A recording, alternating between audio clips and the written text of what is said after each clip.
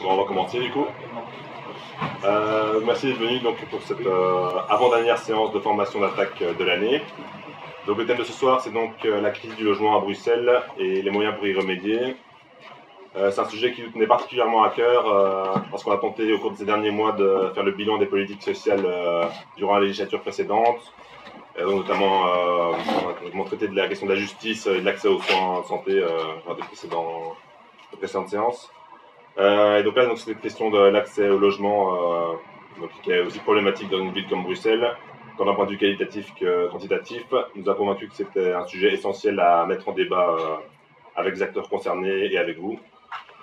Donc pour en parler ce soir, j'ai le plaisir d'accueillir Mohamed Touré, qui est représentant de l'Union des locataires de Schaerbeek.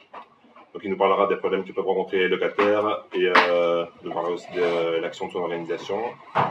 Nous accueillons également Anne Bouwlinks du Rassemblement bruxellois pour le droit à l'habitat, qui nous proposera une approche davantage macro en faisant notamment le bilan des politiques publiques en matière de logement, qui pour rappel est une compétence régionale. Et enfin Rémi Rançon de la Fédération bruxelloise de l'Union pour le logement. Il nous présentera les principales revendications du secteur associatif en matière de logement pour la prochaine législature. Je passe la parole à Mohamed. Bonjour, bonsoir. Comme le temps qui m'est imparti n'est pas aussi très long, je vais essayer d'être court et évoquer également quelques problèmes. La liste n'est pas exhaustive. Donc, je présente les problèmes que nous rencontrons lors de nos permanences logement à l'Union des locataires de Schaerbeek, qui se trouve à la rue de... Je te demande de parler assez fort parce qu'on n'a pas de micro et qu'on enregistre. Merci. La problématique du logement demeure préoccupante pour la majorité des Bruxellois en général et pour beaucoup de ménages que nous accueillons lors de nos permanences en particulier. Notre structure tente de répondre à de nombreuses demandes de ces ménages. Le plus souvent, c'est des ménages à faible revenu. Les permanences logement elles sont ouvertes chez nous 3 jours, lundi, mardi et mercredi, de 10h à midi. Donc, dans le cadre de ces permanences, nous accueillons des personnes qui cherchent du logement. La demande la plus fréquente concerne la recherche du logement. Et cette demande, elle est faite par des usagers qui ont un besoin urgent de logement.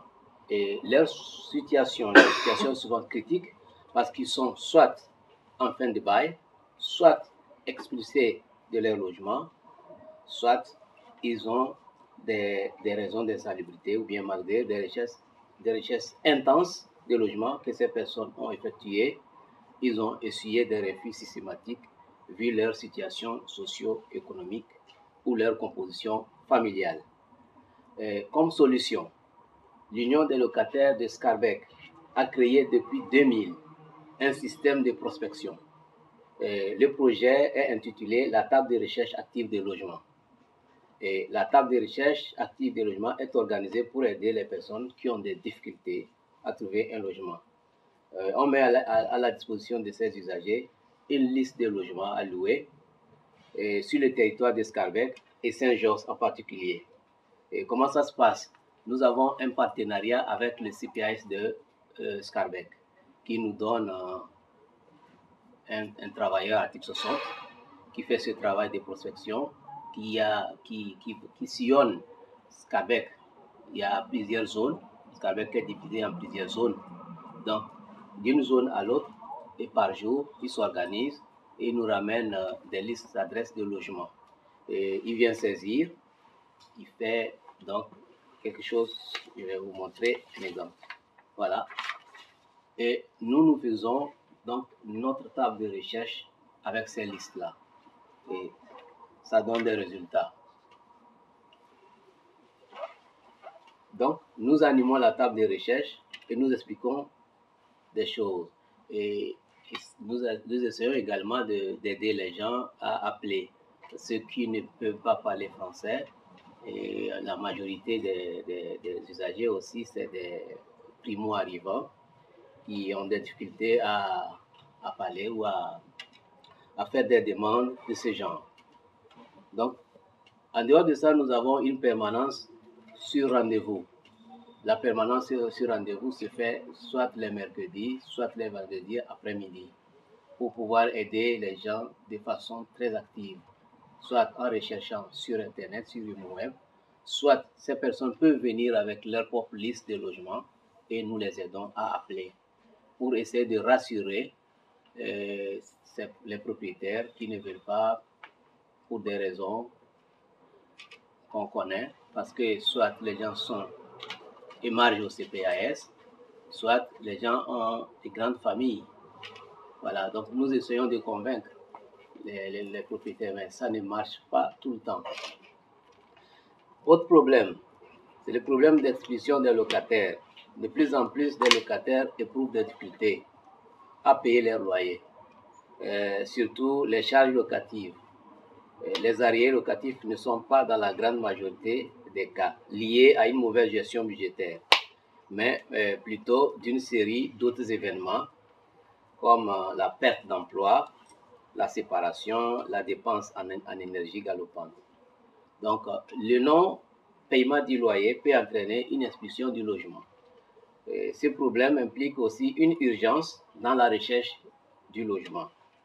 Nous essayons d'entrer en contact avec le propriétaire pour demander la prolongation du délai. Et souvent, ça marche. Et quand il s'agit d'une décision de justice, en ce moment, il n'y a plus rien à faire. Parce que le locataire est resté pendant des mois, il n'a pas fait d'action, il n'est pas venu vers nous. Et entre-temps, le propriétaire s'est amené en justice. Et quand le juge décide, nous ne pouvons plus faire grand-chose. Autre problème, c'est le problème, celui de l'allocation des relogements. L'allocation des relogements, tout le monde le sait, remplace depuis le 1er février 2014 l'ancienne allocation déménagement, installation et loyer. Pour constituer le dossier d'une telle allocation, les gens viennent vers nous et nous essayons de constituer les dossiers avec eux ou de remplir les formulaires qu'ils prennent depuis la DIRL. Donc la DIRL, c'est la direction de l'inspection régionale du logement. Les gens vont là-bas et ils ramènent des attestations qu'eux-mêmes ne savent pas remplir. Nous les donnons ou nous leur expliquons. En cas de refus, si un dossier a été introduit, il y a parfois des refus, ils ne comprennent pas pourquoi le dossier a été refusé, rejeté. Nous lisons et puis nous essayons de leur expliquer le pourquoi. Et nous les aidons aussi à faire des recours, à introduire des recours. Autre problème que nous rencontrons, sont les problèmes de l'aide de préavis. Pour résilier un bail, le propriétaire doit envoyer normalement un préavis selon les règles. Mais le plus souvent, certains propriétaires disent à leurs locataires cette fin du mois, j'ai besoin de ma maison. Ou bien on va écrire sur un petit bout de papier pour donner au locataire. Ce qui n'est pas normal. Un préavis doit être envoyé en recommandé à un locataire. On ne va pas dire verbalement à un locataire, quitte ma maison. Et parfois, même si c'est écrit, si ça a été envoyé, comment ça se fait? Ça se fait que les gens envoient les préavis en ne respectant pas les règles. Par exemple, si je veux faire des travaux, il y a un certain nombre de règles, de procédures que je dois suivre. Et je dois pouvoir prouver ça à mon locataire. Si je vais occuper personnellement, il y a un certain nombre de règles. Je ne vais pas dire demain, quitte ma maison parce que je vais l'occuper. Le plus souvent, certains propriétaires ne les respectent pas et nous essayons d'aider les locataires à écrire des lettres de contre-préavis ou alors des recours contre ça pour leur montrer que leur préavis n'est pas valide. Qu'est-ce que nous faisons également?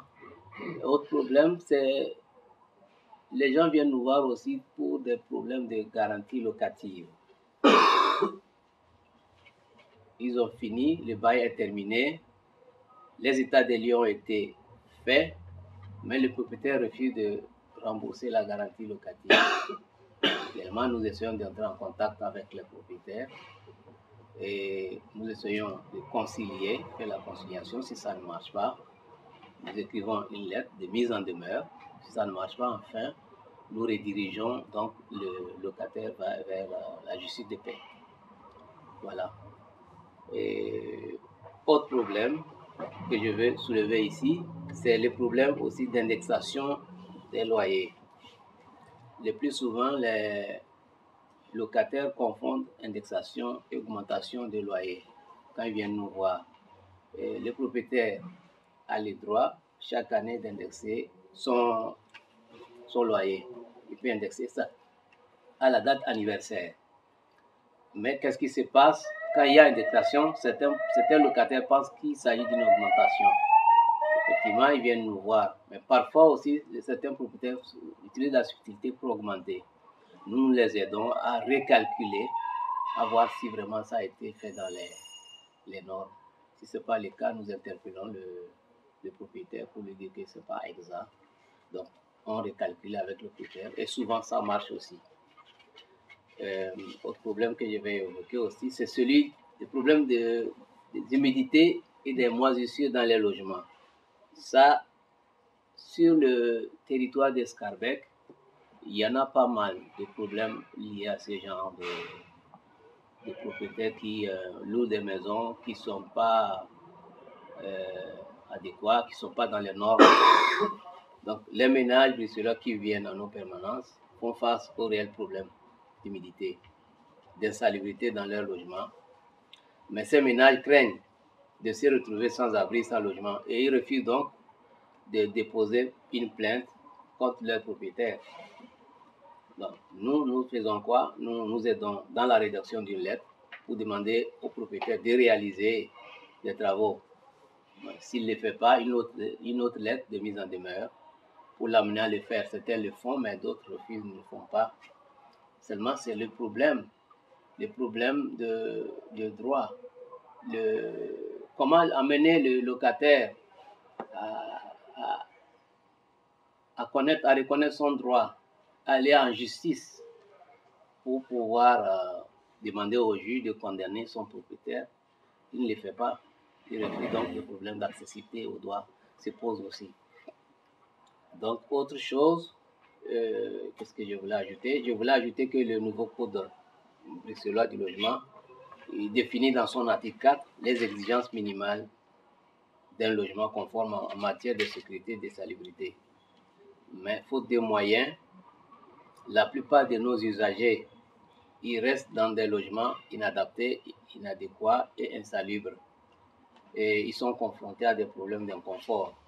Il y a parfois des surpeuplements, il y a problème de chauffage, d'humidité, de moisissure.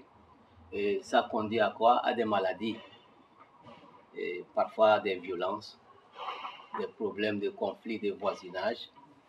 Et tout ça là, nous ne pouvons pas résoudre.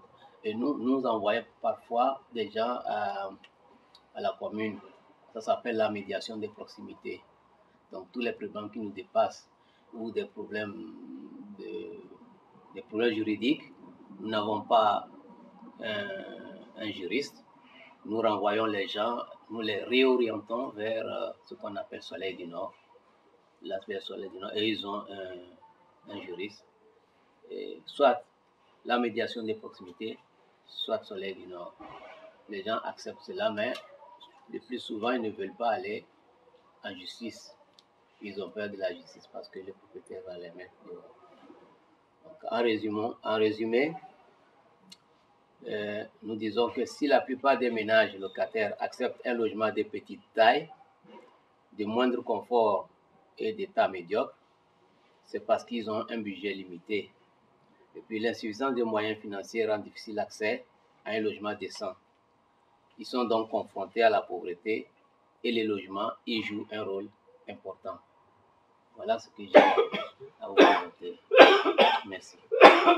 Merci beaucoup, Mohamed.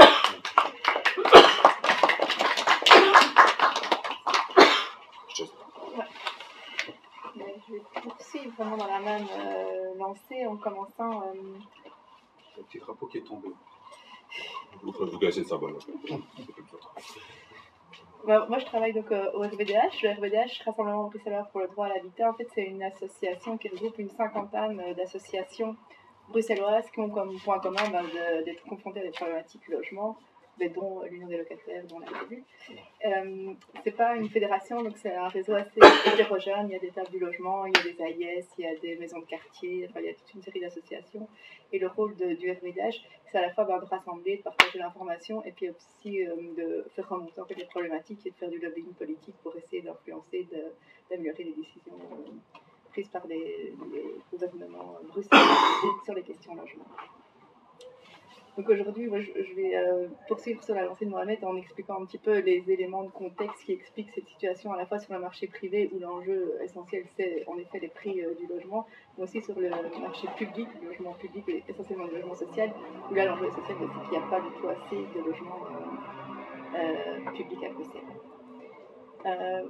Quelques éléments démographiques d'abord pour expliquer ça. Donc, ça vous connaissez j'imagine, mais la population bruxelloise, depuis les années, fin des années 90, remonte. Donc on a eu en effet après la Deuxième Guerre, les années 60, de réurbanisation, donc les ménages qui quittent la ville, la voiture, le supermarché, le réfrigérateur explique ça, donc les ménages quittent la ville, vont s'installer dans les périphéries, et depuis les années 90, on a une croissance démographique, Bruxelles regagne des habitants, et cette croissance démographique a deux caractéristiques. Mais d'abord, c'est l'effet d'un bilan migratoire positif. Donc il y a plus de gens qui arrivent à Bruxelles que de gens qui quittent Bruxelles. Et les gens qui arrivent à Bruxelles, c'est essentiellement des jeunes, à la fois des migrations internationales, mais aussi des migrations nationales. C'est les étudiants, c'est les jeunes travailleurs qui viennent s'installer à Bruxelles. Donc qui dit population jeune, dit aussi augmentation de la natalité. Donc ces deux éléments combinés expliquent cette croissance démographique depuis les fin des années 90. Et puis l'autre caractéristique de cette croissance démographique, c'est des jeunes et c'est aussi une population qui a tendance à s'appauvrir parce que ceux qui quittent Bruxelles ont plutôt des moyens, en majorité des moyens financiers, des revenus supérieurs à la moyenne, alors que ceux qui arrivent ont des revenus en majorité inférieurs à la moyenne. Ce qui ne veut pas dire qu'on a aussi des populations à revenus plus bas qui sont maintenant obligées de quitter Bruxelles parce que les loyers sont devenus trop chers, c'est une des raisons aussi. Mais majoritairement, on a tendance à avoir une population à la fois qui se rajeunit et à la fois qui se paupérise. Quelques indices encore de cette paupérisation de la population bruxelloise, le taux de risque de pauvreté. Donc vous voyez qu'à Bruxelles, c'est à peu près un Bruxellois sur 3 qui est en dessous du risque de pauvreté. C'est beaucoup plus que dans les autres régions, c'est la première colonne. Et un deuxième indicateur, c'est les bénéficiaires du risque du revenu d'intégration sociale du CPS qui sont aussi en croissance à Bruxelles. Donc ça, c'est entre guillemets pour la demande en matière de logement, demande locative qui n'est pas compensée qui est abritée par le logement public. Donc ça, c'est un schéma très approximatif, mais vous voyez qu'il y a à peu près 550 000 logements à Bruxelles. Bruxelles, il y a une majorité de locataires, contrairement à toutes les autres villes du pays, régions du pays, mais qui correspond à ce qui se fait dans les autres capitales, grandes villes européennes. Donc on a une majorité de locataires, à peu près 2 tiers des Bruxellois sont locataires. Et parmi ces 2 tiers-là, donc il y a un tiers, on va estimer, qui est sous le seuil de pauvreté, donc c'est les 150 000 ménages. Et ces 150 000 ménages, en fait, il n'y a que 550 logements publics, tout type confondu, logement social, AIS, etc. Donc vous voyez qu'il reste 95 000 ménages qui doivent se loger sur le marché privé et qui sont dans des situations prises sous le seuil de pauvreté. Sur le marché privé où les loyers augmentent beaucoup plus vite, donc c'est ce que Mohamed disait aussi. La ligne orange, c'est l'indexation ou l'évolution des revenus, et les deux lignes au-dessus, c'est l'évolution des loyers. Et vous voyez donc que l'écart ne cesse d'augmenter entre les deux. Comment expliquer finalement ce décrochage entre les loyers et les revenus? Est-ce que c'est un problème finalement, comme il y a de plus en plus de Bruxellois, de plus en plus de demandes en termes de logement? Est-ce que c'est un problème purement quantitatif? Est-ce que finalement il n'y a pas assez de logements et la loi de l'offre et la demande ferait que les logements augmentent? Non, c'est pas juste un problème de quantité, parce qu'on produit à peu près ces dernières années 4000 logements par an, et ça suffit pour absorber la croissance démographique selon les estimations du bureau du plan. Donc vous voyez aussi que la production, donc les petits schémas en bas, donc la taille de la maison est proportionnelle au nombre de logements neufs mis sur le marché à Bruxelles chaque année. Vous voyez aussi que depuis les 10 ans, un peu plus 15 ans, eh bien, les maisons sont beaucoup plus grandes. Donc on est maintenant, je vous dis, on tourne autour de 4000 logements par an, et c'est suffisant pour absorber la demande quantitative. Mais comment se découpe un petit peu ces productions neuves? Il faut savoir que 90% aujourd'hui, c'est de la production privée, et donc ça vise essentiellement le segment haut et moyen de gamme. et seulement 10% de la production annuelle de logements neufs sont du logement public, en fait, qui sont donc a priori plus abordables. Et donc on a un marché qui est assez segmenté, on a une suroffre ou une offre suffisante de logements haut de gamme, et par contre on a une pénurie, mais une pénurie au niveau du logement abordable. Les deux marchés sont tellement segmentés que l'évolution du dollar ne suffit pas à avoir un impact sur le marché plutôt abordable. Et alors le tableau ici à droite est assez intéressant, je trouve. On a classé toute la population par décile de revenus, donc c'est toute la population, on divise des déciles, donc par catégorie, on a à chaque fois le même nombre dans chaque catégorie. Enfin, donc on classe les revenus du plus faible au plus élevé, et donc si vous voulez, le premier décile, c'est vraiment les 10% des Bruxellois les plus pauvres, et le 9e décile, c'est évidemment les 10% des Bruxellois les plus riches. On considère qu'on doit consacrer à peu près 30% de son budget au paiement du loyer pour vivre confortablement.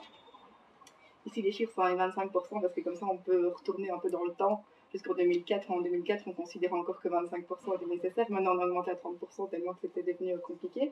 Et donc là, vous voyez la part du logement privé, du parc locatif privé qui est théoriquement accessible.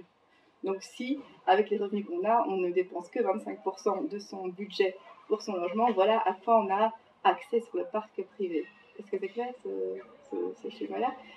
Et donc vous voyez, j'ai entouré en 2004 en rouge, donc la moitié de la population avait accès à peu près à 21%, et puis les 60% à 40% du parc, ce qui était déjà peu, mais voilà.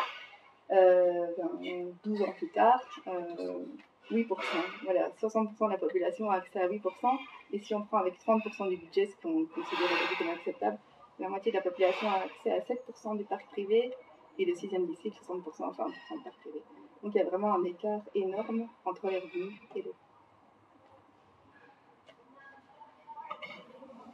Mais donc face à cette crise, c'est finalement la demande qui s'adapte. Et donc là, on rejoint un peu ce que Mohamed a expliqué, je ne vais peut-être pas revenir sur tout, mais donc des familles élargies qui restent dans le même logement, des gens qui reviennent même faute de trouver un travail, des colocations, mais des colocations qui ne sont pas plus que le fait de jeunes étudiants ou jeunes travailleurs, qui se généralisent, des logements trop petits, des subdivisions, des logements inconfortables, insalubres, et une part finalement du budget consacré au logement qui dépasse largement les fameux 30% théoriques. Et vous voyez ici le petit tableau d'en bas, je ne sais pas si on voit bien, mais ça c'est les ménages qui ont un RIS, un revenu d'intégration sociale, et vous voyez donc le loyer médian auquel ils sont confrontés, ce que ça représente dans leur budget dans l'avant-dernière colonne. Donc on est dans certains cas à 60 à 70% du budget pour le loyer, et donc ce qui reste pour tout le reste.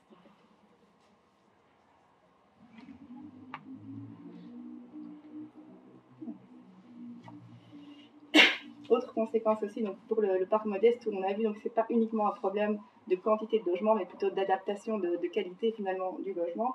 Mais sur ce segment bas de gamme assez modeste, il y a un effet donc, de concurrence finalement entre des locataires beaucoup trop nombreux et des logements beaucoup trop peu nombreux au niveau des logements abordables, qui amène notamment des dérives comme ce qu'on a appelé ici les loyers manifestement abusifs. Et vous avez ce petit tableau qui vient toujours de l'Observatoire des loyers. Donc à Bruxelles, on a un institut statistique qui tous les ans fait une évaluation des loyers à Bruxelles. Et donc vous voyez ici que la qualité des logements ne suffit pas à expliquer les loyers, parce que entre les deux premières colonnes, donc les logements de très mauvaise qualité et les logements de qualité moyenne, lesquels sont loués les plus chers, c'est finalement les logements de mauvaise qualité. Parce que c'est vraiment à prendre ou à laisser, et donc c'est vraiment au niveau de ce segment-là du parc, il y a une telle concurrence que les propriétaires abusent en matière de loyer, mais pas que, aussi en matière de discrimination. Et ça, Mohamed en a parlé aussi. Il y a une étude qui a été faite par UNIA et par une université gantoise à la demande de la ministre des Logements pour objectiver ces phénomènes de discrimination. Et le premier constat, c'est qu'en matière de logement, de discrimination, il y en a à toutes les étapes. Au moment de la publication de l'annonce, il y a encore des annonces qui disent CPS et s'abstenir. Au moment du premier contact téléphonique, un nom suffit pour être évincé, et ainsi de suite. À chaque étape, il y a des effets de discrimination. Alors, les deux critères qui amènent le plus de discrimination, c'est l'origine et l'origine des revenus. Et donc, l'étude de l'université gantoise avait pratiqué des testings, donc c'est-à-dire qu'ils répondaient à une annonce et puis avec un groupe de contrôle. Donc, une fois, on avait un nom d'origine étrangère, une fois, on avait un nom de consonance belge. Donc voir si le traitement du dossier était similaire ou non, toutes les autres caractéristiques étaient les mêmes. Pareil avec l'origine des revenus, donc une fois on avait un revenu du travail assez bas et puis une fois on avait un revenu du CPS ou d'une allocation chômage à peu près équivalent, et donc voir si le traitement par les agents immobiliers ou par les propriétaires était différent, et dans un tiers des cas c'est le cas. Donc dans un tiers des cas, les allocataires sociaux et les personnes d'origine étrangère sont discriminés en matière de logement. Et puis toujours en matière de discrimination, il y a aussi des testings. Là c'est l'inverse, hein. Donc le testeur se fait passer pour un propriétaire, appelle un agent immobilier et dit qu'il voudrait ne pas louer à des personnes émergentes au CPS, etc. Et donc là on a les chiffres ici aussi, qu'il y a seulement 14% des agents immobiliers qui refusent, et tous les autres soit acceptent très clairement dans à peu près un tiers des cas, soit trouvent des prétextes en disant je vais demander, machin, mais donc pour un peu échapper au truc. Et pour certains, c'est même présenté plutôt comme un atout, le sérieux de mon agence immobilière qui peut se permettre de faire quelque chose.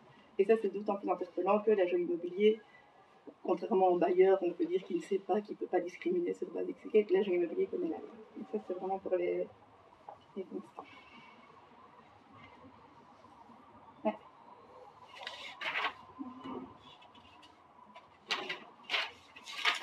Donc ça, c'était vraiment pour le marché privé. Mais donc, parallèlement à ça, à cette situation donc, du marché privé, le problème du marché public logement social à Bruxelles, c'est qu'il y a à peu près 40 000, un peu moins de 40 000 logements sociaux à Bruxelles aujourd'hui. Et là, vous voyez, on avait fait une action il y a quelques années. Il y a 43 000 ménages inscrits en liste d'attente. Donc il y a plus de ménages qui attendent un logement social que de logements sociaux. Et donc, théoriquement, il faudrait doubler le parc pour accueillir ces ménages-là. Et dire aussi qu'il faut à peu près 10 ans pour avoir un logement, enfin encore plus si on est une grande famille, et que donc il y a beaucoup de ménages qui ne s'inscrivent même plus, parce que dans 10 ans, le problème sera ailleurs. Et donc ce chiffre sous-estime en fait la demande effective en matière de logement social. Donc on a dit que la population avait tendance à se paupériser, donc que la demande ne va pas faiblir, au contraire.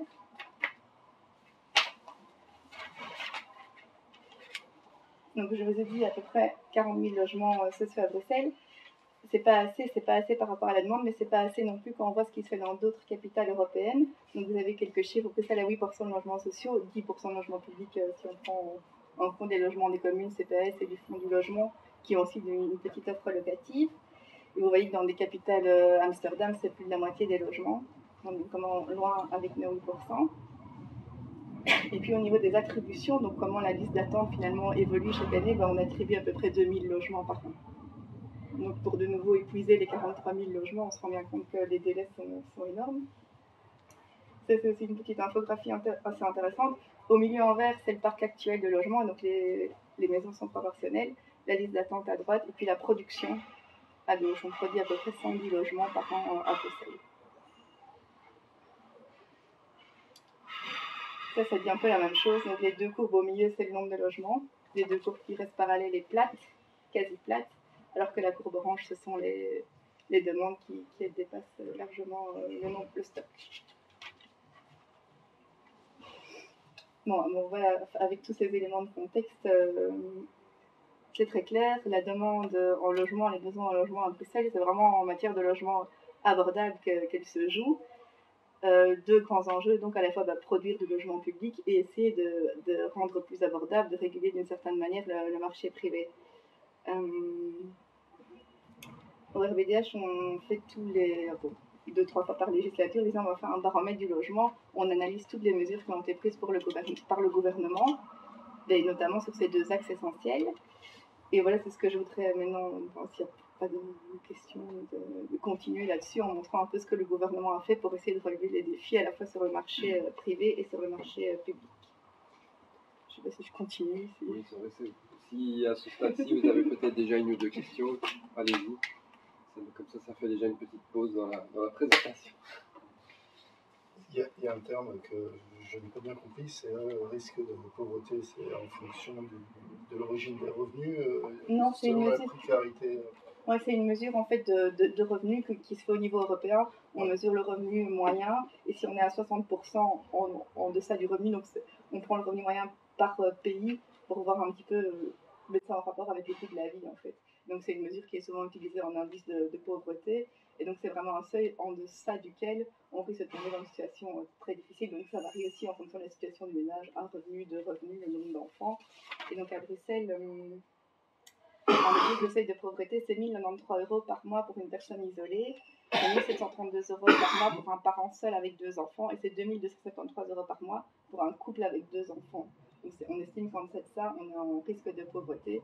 Et donc voilà, à Bruxelles, il y a un tiers de la population, donc toutes catégories confondues, qui est sous ce seuil-là. Et, en fait, est-ce que la problématique de Bruxelles, est-ce qu'elle n'est pas liée au fait que la majorité en fait de ces populations, donc cette population cible donc, pour les logements, c'est une population peut-être qui n'est pas citoyenne belge, peut-être étrangère, et ce qui fait que finalement, alors je veux dire, la problématique justement, les 110 logements par an, c'est vraiment négligeable, et 8% de logements en Belgique, à Bruxelles plutôt, c'est hyper négligeable. Est-ce que finalement ce n'est pas ce fait politique qui explique ça, que finalement les populations ne votent pas, la plupart de la population à Bruxelles ne vote pas, donc une grande majorité qui est intéressée par les logements, et qui fait que finalement au niveau politique, au niveau de la politique du logement bruxellois, en fait, on ne change pas les choses, les politiques ne touchent pas trop. Bah oui, enfin, il y a ce que je voulais venir après. Enfin, on a quand même eu des efforts qui ont été tentés ces dernières années pour rebooster la production. Mais il y a toute une série d'écueils et un manque de volonté politique, c'est certain, mais d'autres écueils en termes de délai de production, de manque de foncier disponible. Et c'est ce que je vais. Je reviens après. Moi, j'ai une question au niveau des chiffres. Donc, vous avez dit 4 000 logements produits par an, 10% de production publique. Donc, ça fait 400. Ouais. 400 logements et donc 110 logements sociaux. Ça veut dire qu'en fait, parce qu'en fait, il y a la moitié de 390 logements publics ne sont pas sociaux, c'est ça? Donc 300, oui. Parce que 300, oui. Ouais, en fait, il y a à peu près la moitié, donc à peu près 200 logements qui sont des logements, je ne sais pas si vous connaissez CityDev, donc c'est les logements acquisitifs classe moyenne. Et ça, c'est à peu près la moitié de la production publique chaque année. Donc il y a à peu près 200 logements qui sont produits par CityDev tous les ans. Et puis les communes, les CPS, le fonds du logement, qui octroie des prêts, enfin tout ça fait partie de la catégorie de logements publics. Donc il y a 110 logements sociaux, 200 logements moyens CityDev, et le reste communes, CPS, où il y a les contrats de quartier, le fonds du logement, les prêts hypothécaires, etc. Donc ça, pour répondre un peu à votre question précédente, au-delà même des questions de nationalité, je crois qu'il y a un vrai enjeu économique à Bruxelles vis-à-vis des pouvoirs politiques, c'est-à-dire de faire revenir les classes dites moyennes, voire aisées, en région bruxelloise parce qu'elles seront imposables à plus haut revenu. Et que c'est ça la politique, c'est ça leur ligne directrice depuis 20 ans maintenant déjà.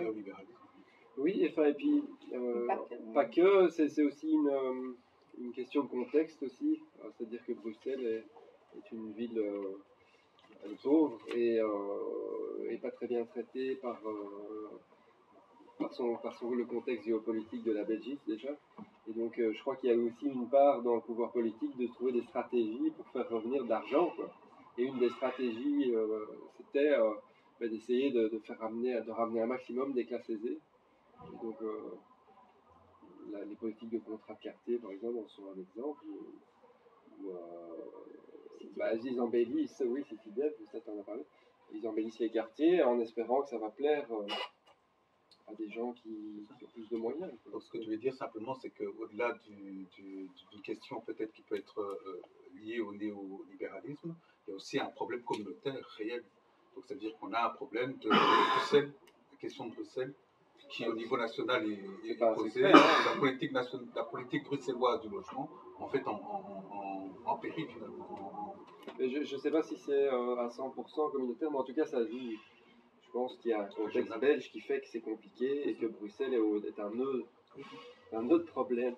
Et que donc pour ramener de l'argent ici, il faut négocier à des niveaux.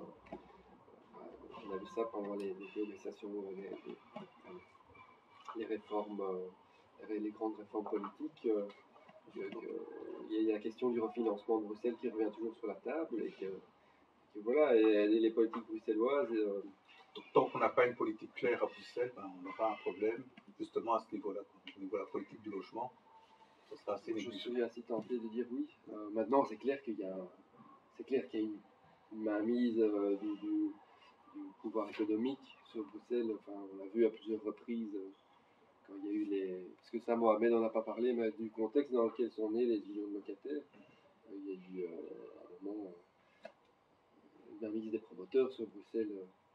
Par exemple, le quartier Nord est un bel exemple qui a été complètement saccagé, détruit en très grande partie, où on y a mis les grandes tours que vous connaissez, près de la place Rogier. Mais il y a d'autres exemples. Il y a aussi l'installation des communautés européennes dans le quartier Schumann, où on a rasé des quartiers entiers aussi. Voilà, donc le pouvoir économique, il est là, mais et là peut-être que on va pas en parler de ce qu'on n'a pas fait. Mais c'est peut-être malheureux à dire, mais on n'est pas je crois qu'on n'est pas encore les pires des cas. Parce que maintenant, on voit même que le pouvoir privé commence à racheter le logement social dans d'autres pays, d'autres villes. Et Bruxelles est encore plus ou moins Par épargnée. rapport aux chiffres qu'elle a donnés, on a quand même des écarts de 10%, 15% par rapport aux autres grandes métropoles. Oui, on est dans un état. Mais pour l'instant, il y a encore un moratoire sur le logement social, on ne peut pas vendre de logements sociaux, et ça, c'est pas toujours le cas en Angleterre, par exemple. Voilà ce que je voulais dire, c'est qu'effectivement, au niveau de la production, on n'est nulle part. Mais au niveau de la mainmise, le pouvoir privé n'a pas encore réussi. Mais bon. C'est une question. Je me demande si le rassemblement prend le pouvoir de ça, pouvoir inciter les communes à construire plus de logements. Parce qu'on voit qu'Ixelles a très peu de logements. Je vais en parler.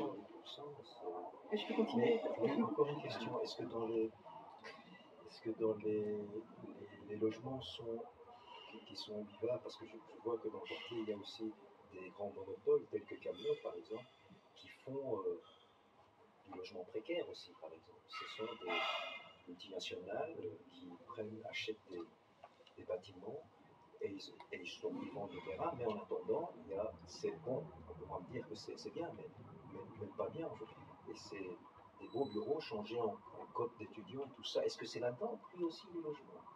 Est-ce que dans les statistiques, parce qu'eux, ils sont là aussi. La production se base sur les permis. Mais je suis pas sûre que Camelot rachète, mais je pense qu'ils gèrent juste le vide, en fait, momentanément. Gérer le vide. Ouais. Camelot, ils font de l'occupation temporaire. Oui, mais c'est ça, justement. Est-ce que c'est le logement, quoi? Parce que les gens qui sont poussés à ça, c'est comme une...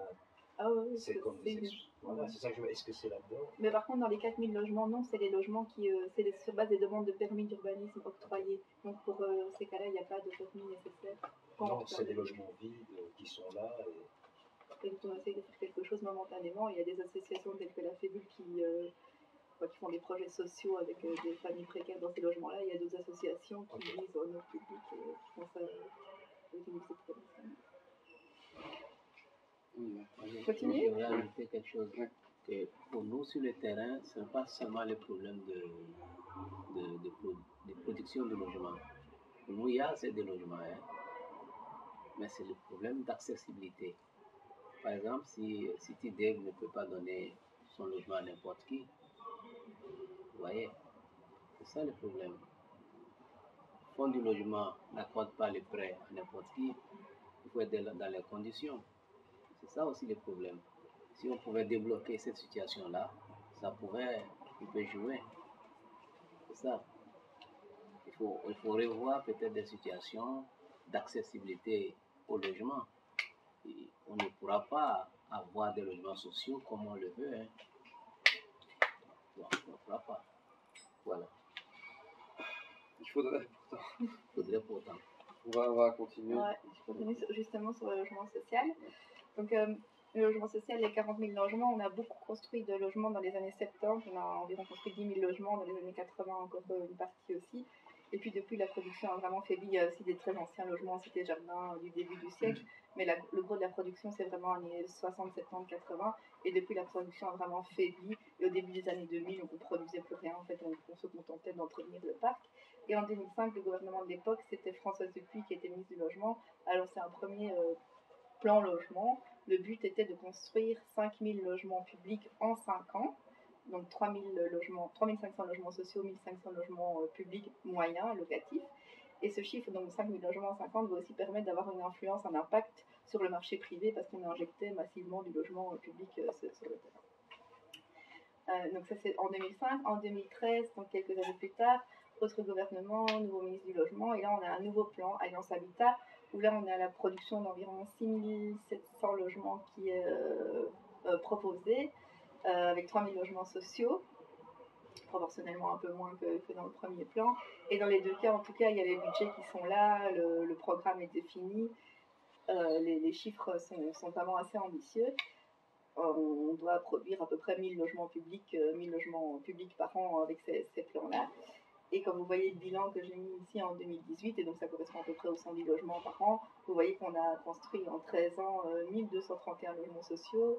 Et sur le deuxième plan Alliance Habitat, 5 ans plus tard, on n'en a pas encore construit un seul, mais en tout cas, on a plus ou moins identifié les terrains. C'est ça que la ministre défend comme bilan. Et donc des 1000 logements en moyenne, on est à 110 logements en moyenne. Donc il y a vraiment un écart énorme entre les espoirs, les promesses et la concrétisation sur le terrain. Alors, ouais. Les terrains identifiés, ils sont publiquement accessibles? Mais c'est ça en fait le problème en fait que le gouvernement et que les ministres défendent en disant le nœud du problème c'est en fait le foncier. Il n'y a pas suffisamment de terrain disponible. Nous on dit que c'est pas qu'il n'y en a pas suffisamment, mais c'est qu'il n'y a évidemment pas de volonté politique pour les mettre au logement social.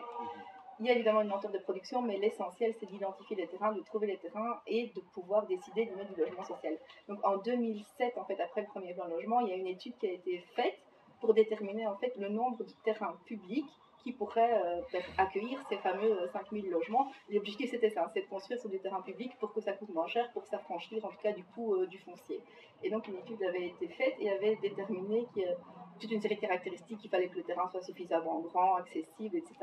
Et avait déterminé, vous voyez qu'il y avait 228 terrains disponibles, ce qui correspondait à plus ou moins 10 000 logements, donc finalement le double de ce que le premier plan logement demandait. Malheureusement, ces terrains existent, sont a priori OK pour du logement, mais les communes essentiellement, c'est ça que j'ai entouré en blanc aussi, en vert là, au début, ne les mettent pas à disposition. Évidemment, il y a toujours d'autres ambitions pour ces terrains-là. Donc vous voyez qu'au niveau du parc communal, toutes communes confondues, il y avait 132 terrains qui avaient été identifiés qui auraient pu accueillir du logement. Donc c'était juste une mise à disposition. La société de logement social construisait, gérait les logements et la commune récupérait le bâtiment plus le terrain après 27 ans. Donc voilà, c'était un effort, mais c'est surtout mettre à disposition du foncier pour le logement. Donc sur les 132 terrains des communes qui ont été identifiés, vous voyez qu'il y en a 17 qui ont finalement été proposés par les communes pour produire du logement social.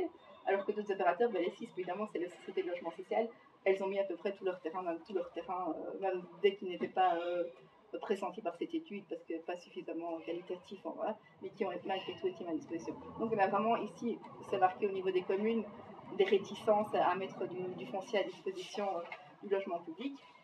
Mais la région n'est pas non plus exemplaire à ce niveau-là non plus. Et donc, voilà, au niveau du bilan de ce gouvernement, le plan régional de développement durable, PRDD, a été approuvé sous cette législature. Et le PRDD, c'est un peu la grande bible qui donne les grandes orientations, le grand projet de ville pour Bruxelles pour les prochaines années. Et on y retrouve notamment les dernières grandes réserves foncières, donc les derniers terrains qui doivent être urbanisés à Bruxelles. Ceux que j'ai entourés en rouge, c'est ceux sur lesquels la région a une maîtrise publique, soit est propriétaire, soit en passe de le devenir. Et donc dans ce fameux PRDD, on donne un peu l'orientation générale et donc ce qu'on va faire de ces différents quartiers. On sait qu'il va y avoir à peu près 10 000 logements qui vont être construits, plus la zone du canal, que j'ai pas pris en compte sur cette carte, mais c'est aussi énormément de logements.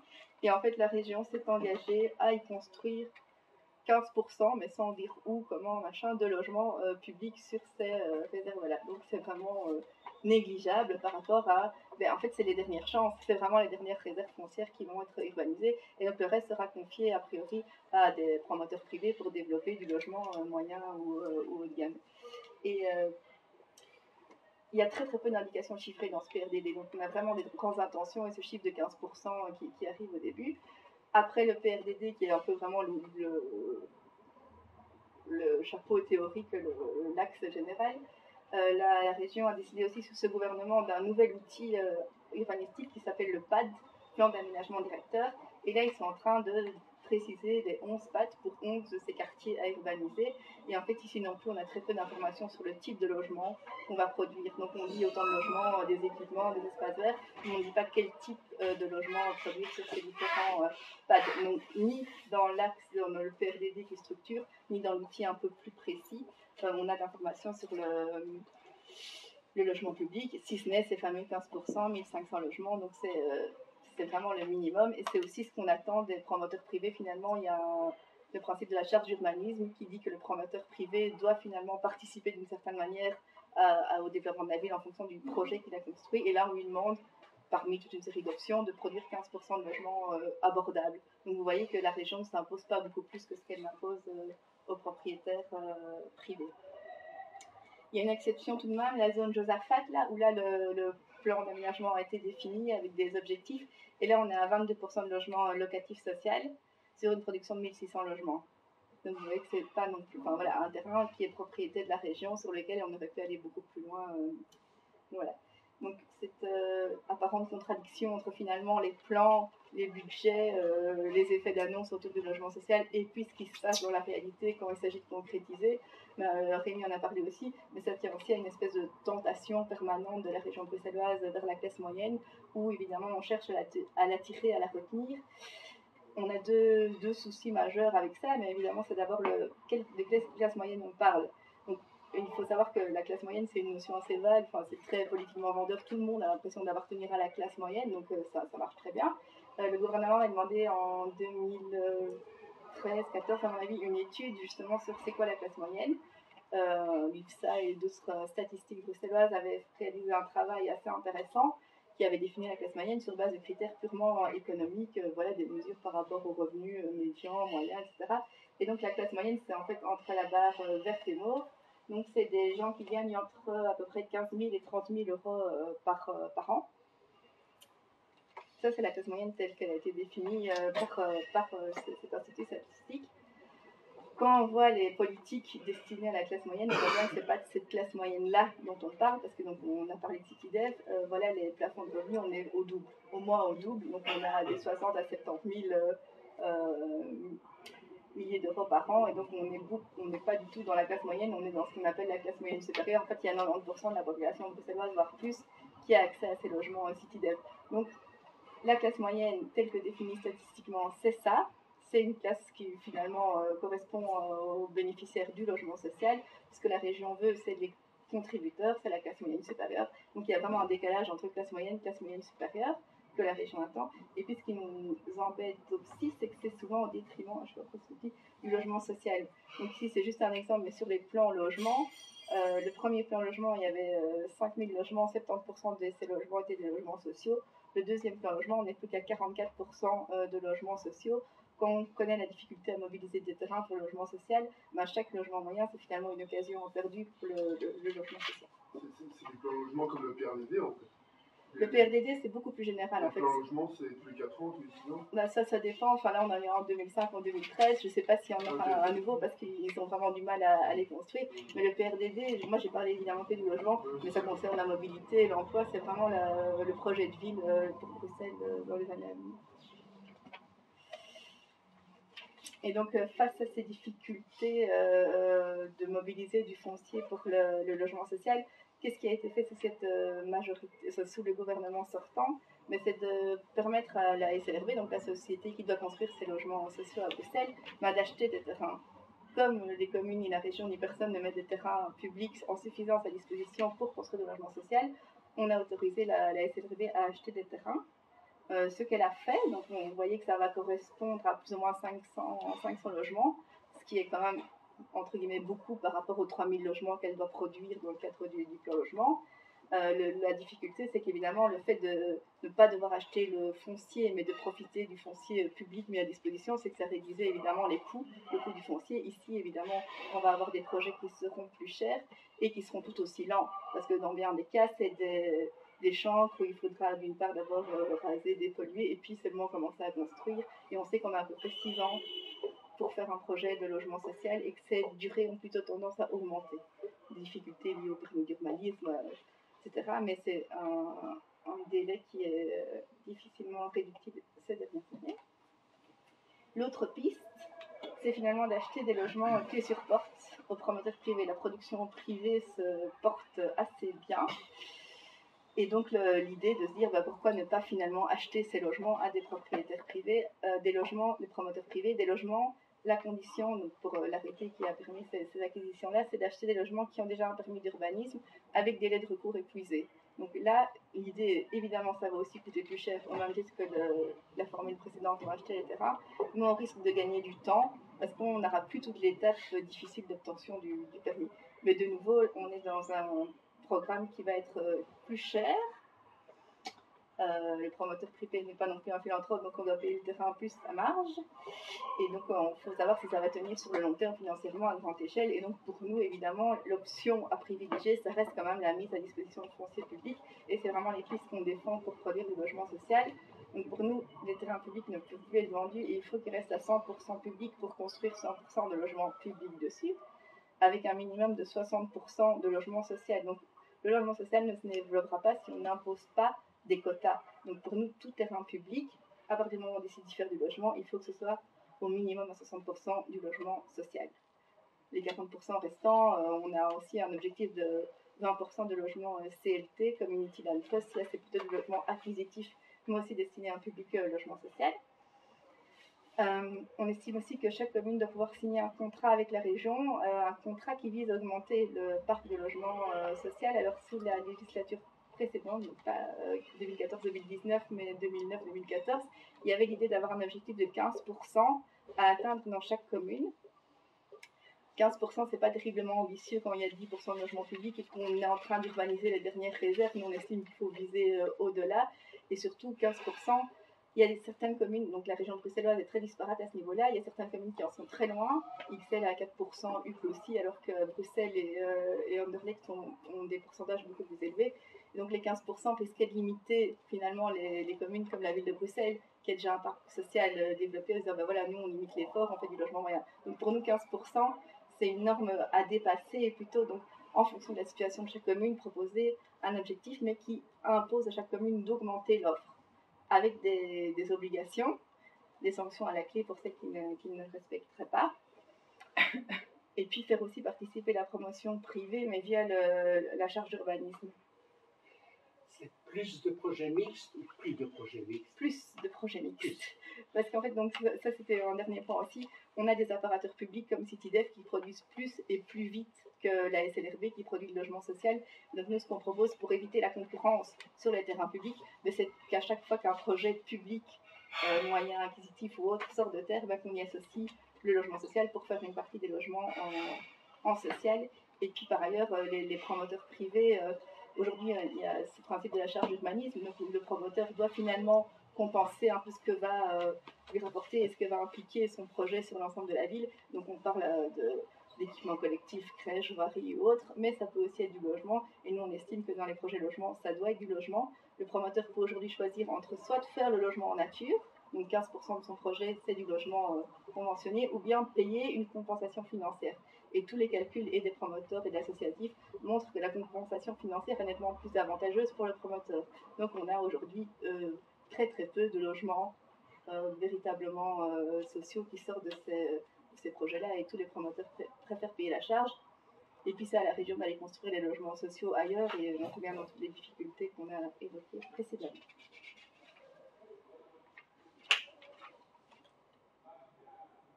Deuxième axe sur le marché privé, et puis je cède la parole pour les propositions. Donc, sous ce gouvernement d'accès du logement public, les Bruxellois, même précaires, sont logés sur un marché privé qui fait un peu office de logement social de fait, ou un marché qui n'est absolument pas régulé. Et ce que l'accord des gouvernements promettait, c'était de faire une grille des loyers indicatifs et de réformer les allocations loyers séparées.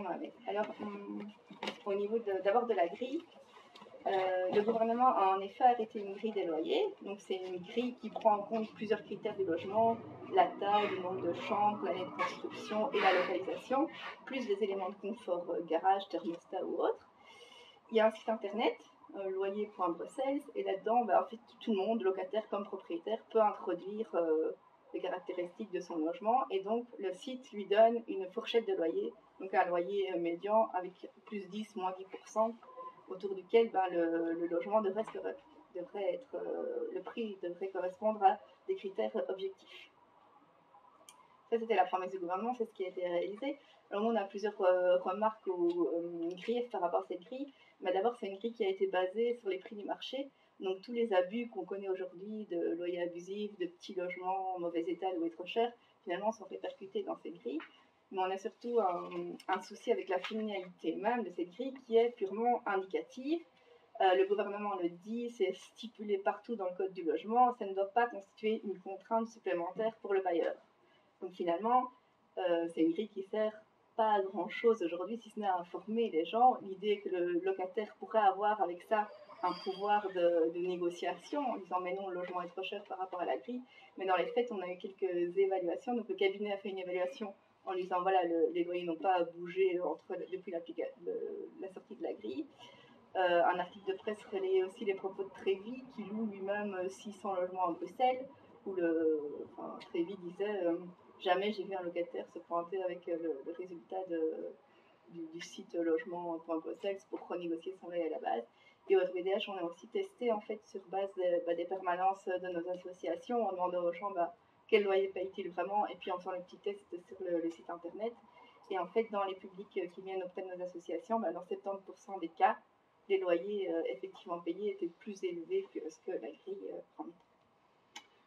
Donc pour nous, pour que cette grille ait un véritable impact, il faut qu'elle soit associée à d'autres outils qui permettront vraiment de l'appliquer. On pense à une commission paritaire locative, et ça je te laisserai le soin de développer un projet qu'on soutient aussi comme elle a fait lui. La grille restera sans effet, sauf pour un autre élément de l'accord de gouvernement, c'est la fameuse allocation loyer, où aujourd'hui on avait 4 systèmes en fait, d'allocation loyer.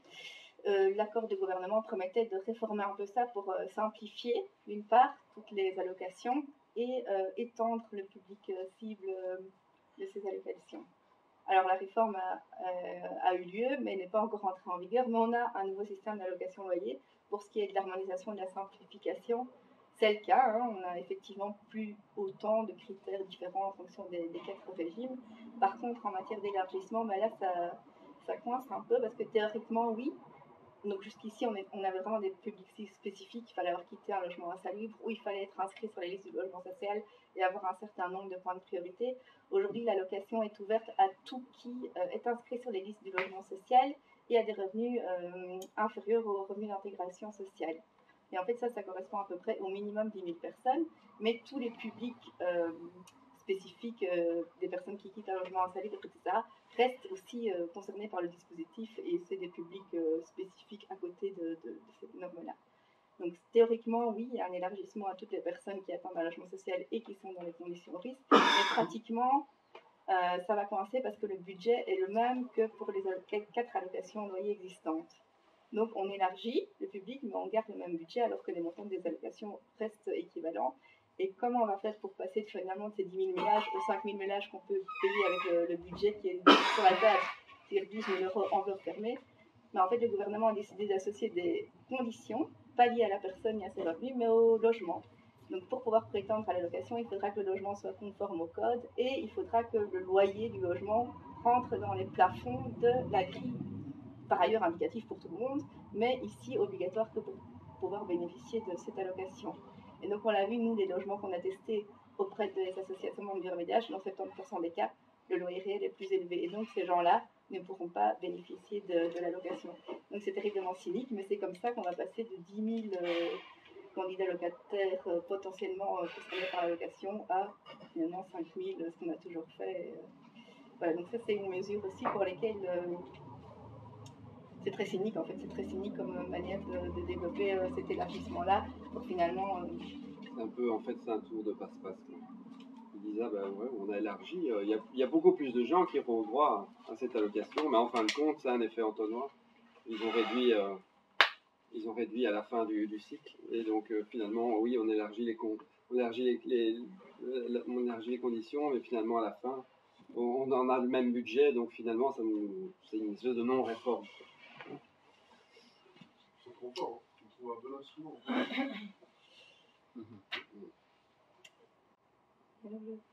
Bon, je voulais quand même mettre en avant deux avancées sous la précédente législature qui concernent d'une part la garantie locative.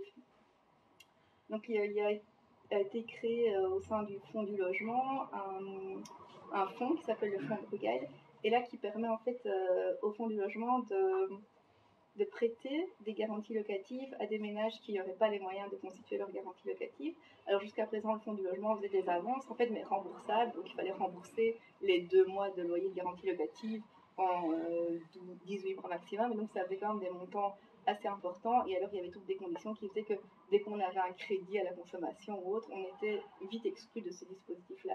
Donc le nouveau dispositif Bruegel élargit vraiment les conditions, et c'est un dispositif qui fonctionne assez bien.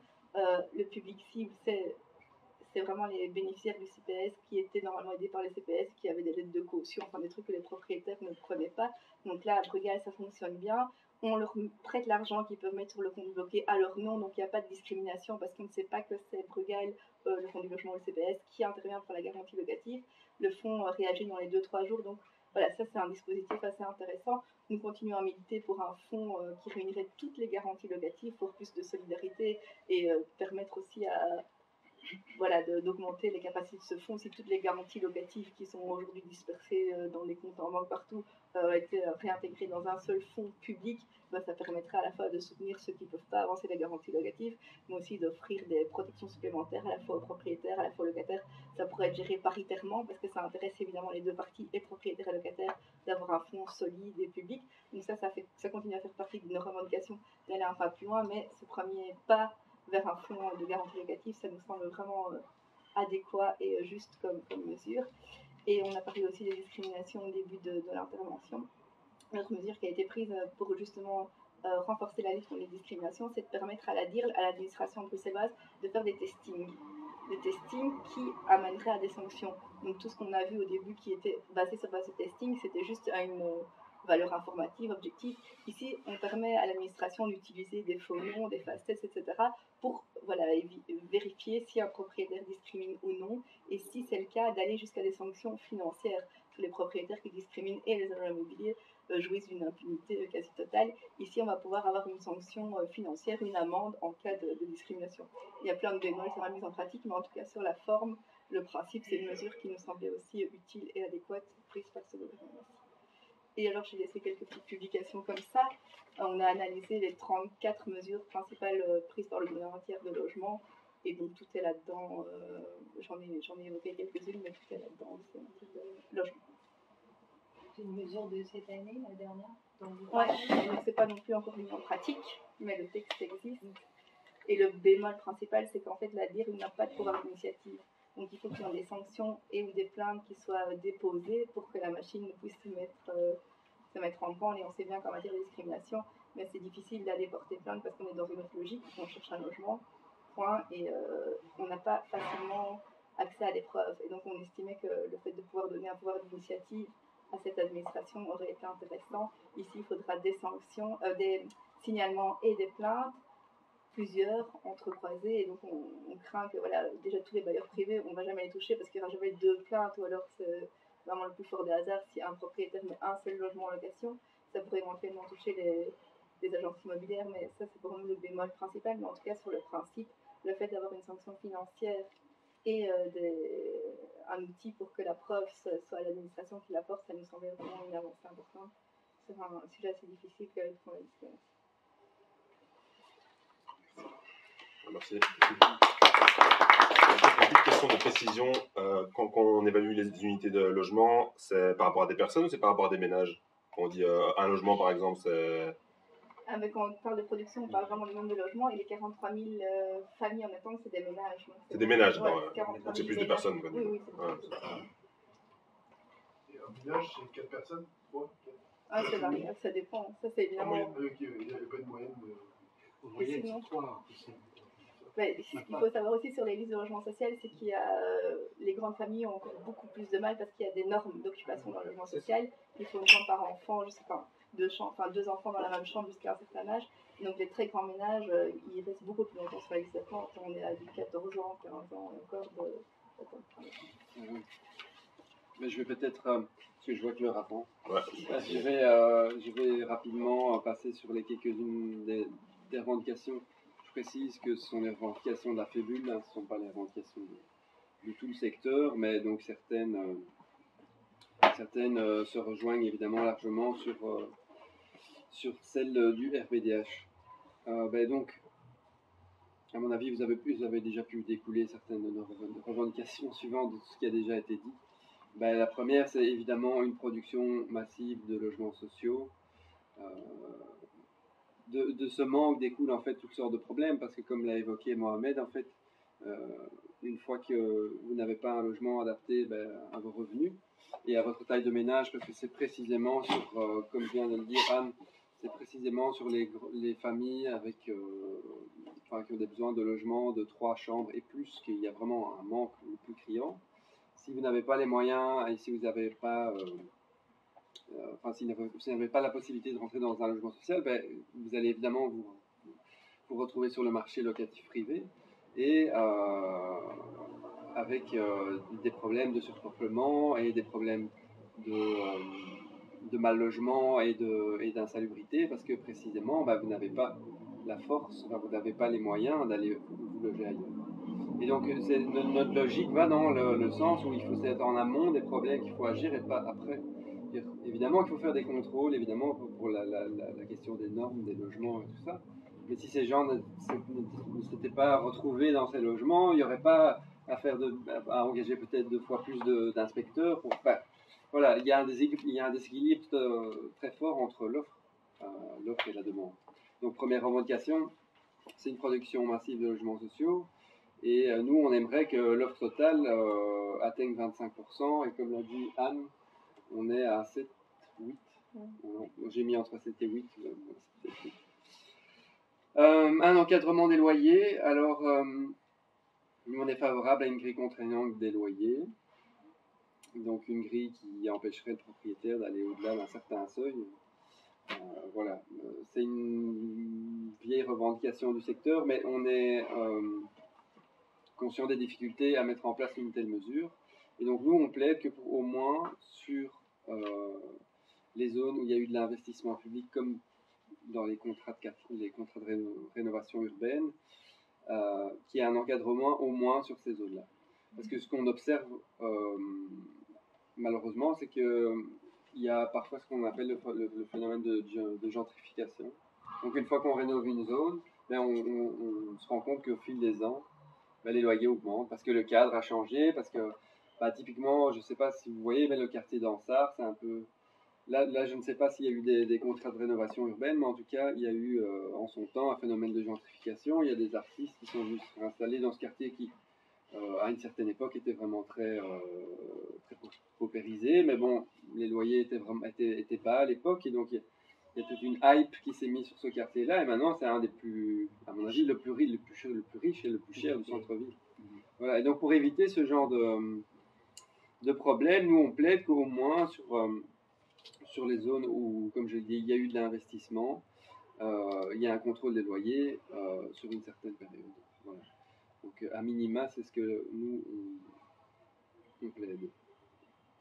Alors une commission paritaire locative, Anne en a parlé aussi. Nous, on jugerait bien de pouvoir aller faire expertiser son loyer. Parce que faire une grille indicative des loyers, c'est très bien, mais en l'état actuel, elle ne sert pas à grand-chose. Et donc, on aimerait que les critères dont tiennent compte cette grille servent à une commission qui serait composée de représentants de locataires et de propriétaires, à éventuellement venir vous donner un levier pour renégocier votre loyer. Parce que la commission rendrait cet avis et elle dirait, voilà, ça c'est le juste loyer au regard d'un certain nombre d'éléments de confort, de situation, la situation géographique et tout ça, votre loyer, monsieur, il vaut autant. Voilà. Donc ça c'est une revendication qu'on a en commun aussi avec le RBDH. Et ça a l'avantage aussi d'être plus spécialisé que la justice de paix. Aujourd'hui, si on veut renégocier un loyer, c'est auprès du juge de paix, qui n'est rarement en faveur du locataire et qui n'est pas spécialisé sur la question des loyers et difficilement accessible. Donc là, on aurait une instance beaucoup plus accessible pour le locataire et spécialisée sur la question des loyers extrajudiciaires. Alors, l'allocation vraiment généralisée, comme le disait Anne aussi, elle vous l'a expliqué en quelques mots. Je sais que tout ça c'est un peu compliqué quand on ne maîtrise pas le sujet. Pour nous, il n'y a pas d'autres critères qui doivent rentrer en compte que la hauteur de votre revenu. Si vous avez un revenu qui ne dépasse pas autant, vous avez droit à selon nous, vous devriez avoir droit à une allocation de loyer et que cette allocation de loyer ne dépende pas de la hauteur de votre loyer ou de l'état de votre logement, parce que ces problèmes, selon nous, doivent être traités en amont, ils doivent être traités par ailleurs, mais que quelqu'un qui, voilà, il est dans une situation de revenu très difficile, qu'il ait droit à cette allocation, que son logement soit en état ou pas, ou que son loyer soit trop cher. Parce que selon nous, c'est discriminant.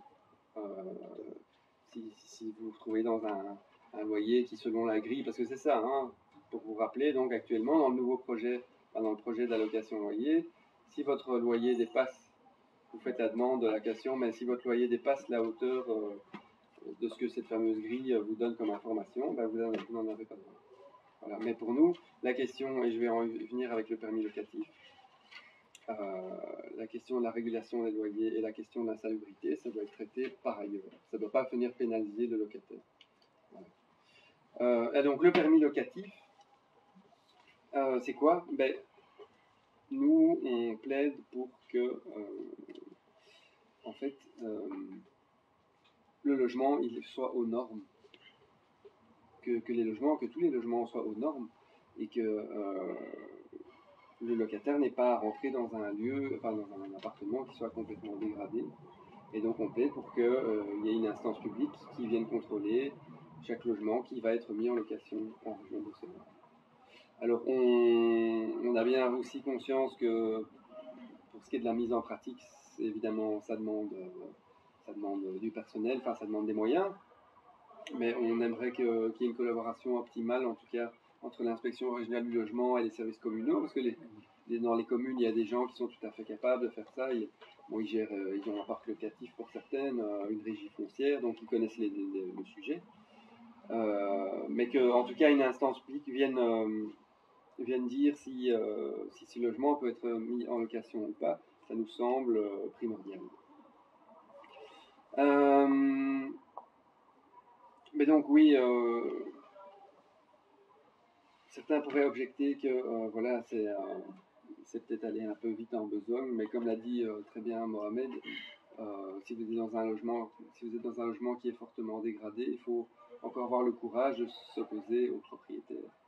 Et donc, imaginons que vous êtes dans un logement qui est en mauvais état, voire insalubre, vous devez avoir déjà le courage de faire appel, d'aller à l'encontre de votre proprio, mais en plus, vous devez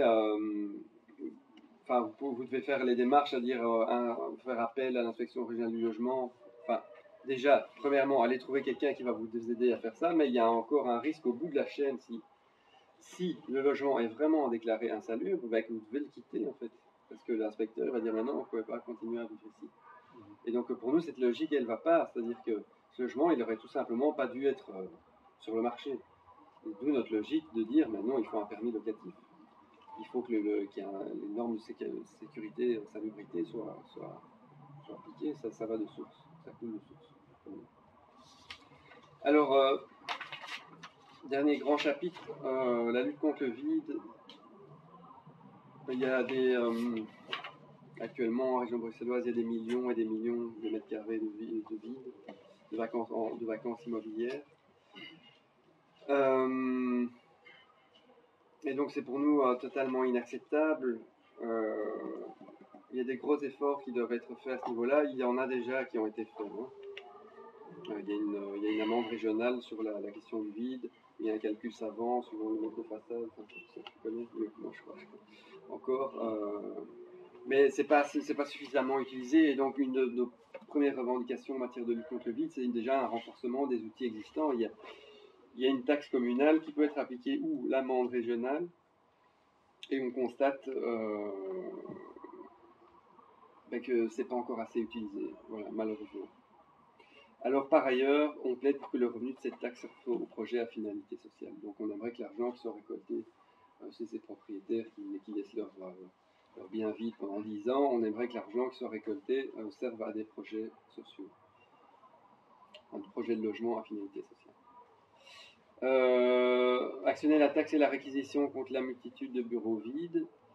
La vacance immobilière dans le tertiaire, c'est comme ça qu'on dit. Elle est énorme aussi. C'est énorme. C'est un phénomène alarmant qui devrait, selon nous, parce qu'il y a donc il y a des systèmes hein, pour aller à l'encontre de ça, mais qui sont pas beaucoup appliqués non plus. Donc on plaide par la perception. Donc la vacance des bureaux est un phénomène donc alarmant qui doit également être sanctionné par la perception systématique de la taxe ou de l'amende. Excuse-moi, j'ai rien compris. Simplifier. Ouais, mais en fait il y a un système. Enfin, il y a simplifier, je sais pas, pour qu'on comprenne. Quoi. Ouais, il y a dans des trucs concrets ou quoi, je sais pas. Comment? C'est pas facile. Ou des exemples qui existent ou quoi. Mais disons, en fait, il y a des moyens coercitifs contre le vide. Parce qu'elle avait parlé de gérer le vide, mais ouais, bon, il ne faut pas laisser aux promoteurs.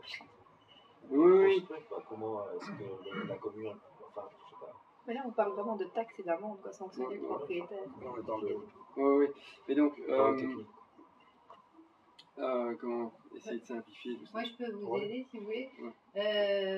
Je sais pas, on a un magasin par exemple qui est abandonné, et ben il y a quelqu'un de la commune qui vient et qui vous dit voilà, la façade de votre magasin elle fait 100 mètres carrés, vous devez payer une amende de 100 fois autant si vous, je sais plus combien d'argent c'est, si votre raie n'est toujours pas occupée et que. C'est les taxes, les amendes pour. Enfin, ils donnent des amendes pour des lieux pas occupés. Comme ça on pousse vers le prêt. Et ça existe pour le logement, mais ça n'existe pas pour les bureaux aujourd'hui. Si, justement, c'est ça que j'essaie de dire. Apparemment, il y a quand même une taxe possible. Il y a un mécanisme, même qui n'est pas du tout connu et qui n'est pas beaucoup utilisé sur le vide de bureaux. Et c'est au niveau communal, donc ça dépend de la volonté communale, mais au niveau régional, il n'y a rien sur les bureaux vides, alors que les logements vides, la région a pris la main aussi en imposant cette amende sur tout le territoire. Et donc, nous, ce qu'on plaide par rapport au vide, nous, on est dans des projets, ce qu'on appelle des projets d'occupation temporaire. En fait. Donc, d'occupation temporaire. Et donc, la Fébule a historiquement géré plus des projets d'occupation temporaire. Alors, l'occupation temporaire, c'est quoi? C'est l'occupation d'un espace pendant un certain temps. Nous, on plaide évidemment les projets d'occupation temporaire à visée sociale, de logement, enfin, pour des publics précarisés. Et donc, par exemple, comment expliquer ça? Vous avez actuellement, enfin, à Bruxelles, vous avez vous avez des projets à occupation temporaire, mais qui sont à vocation lucrative. Ce qu'on observe de plus en plus, c'est qu'il y a des sociétés dont on en parlait, par exemple comme Camelot et Anthrax, qui veulent occuper le vide, mais pour des raisons totalement pécuniaires. Et donc, ce que nous, on plaide, c'est soutenir les collectifs ou les personnes qui voudraient faire de l'occupation à visée sociale. Et donc, on a eu plusieurs... on a plein de projets à ce niveau-là. Mais malheureusement, ce qu'on observe, c'est que la région commence aussi à discuter avec ces partenaires-là. Et nous, c'est pas du tout ce qu'on veut, quoi. Et donc, on plaide pour une systématisation des conventions d'occupation temporaire à finalité sociale. En tout cas, pour ce qui est du logement public, prioritairement. Donc, pour nous, pour ce qui est du logement public vide, quand il y a un projet d'occupation temporaire qui doit se faire là-dedans, ça doit être prioritairement fait pour un public précarisé. Voilà. C'est très c'est pas facile à vous expliquer si vous connaissez pas le sujet, mais si vous voulez, on peut en discuter. Dans le Comuna, ça ne fait pas ça, Comuna. Comuna Comuna, ils disent en tout cas qu'ils font de l'occupation à visée sociale. Parce qu'il y en a Excel, c'est pour ça. Ouais. Il y a des débats parfois au sein de certaines associations parce qu'ils disent ils sont pas toujours très d'accord sur qui fait quoi, mais Comuna a quand même, Comuna dit en tout cas publiquement que oui, ils retapent des bâtiments, puis après, voilà. Mais donc il y a le 123 rue Royale aussi. Je ne sais pas si vous avez connu le 123. Voilà, ben ça c'était une convention d'occupation temporaire gérée par la SBL 123, Nigel 123 logements, soutenue par la FIBU. Et eux sont restés par exemple pendant 10 ans dans ce bâtiment qui appartenait à la région wallonne. Et là, c'était clairement c'était de la convention comme une occupation temporaire à visée sociale, mais il y avait aussi du socioculturel, il y avait toutes sortes d'activités qui allaient dans ce sens-là.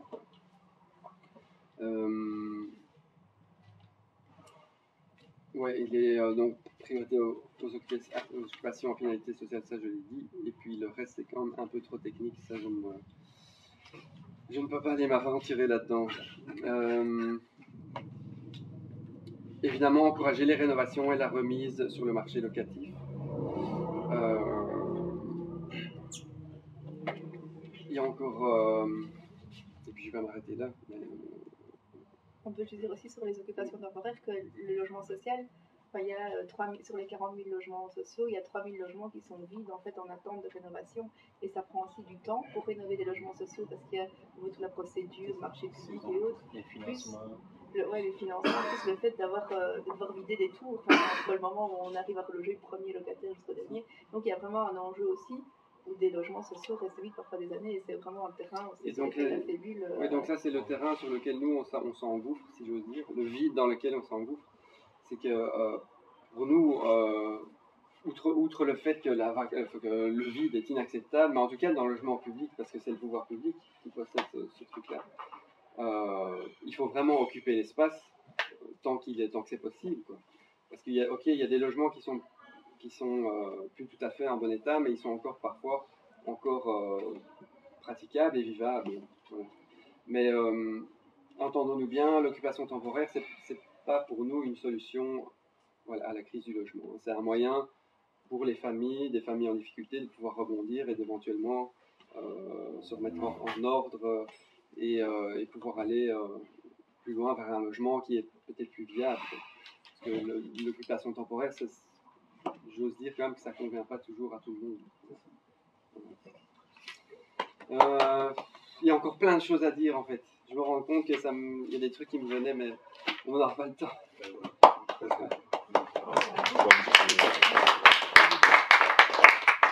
Merci. Il y a des questions, beaucoup de questions. Monsieur n'a pas compris de questions, donc on commence par lui.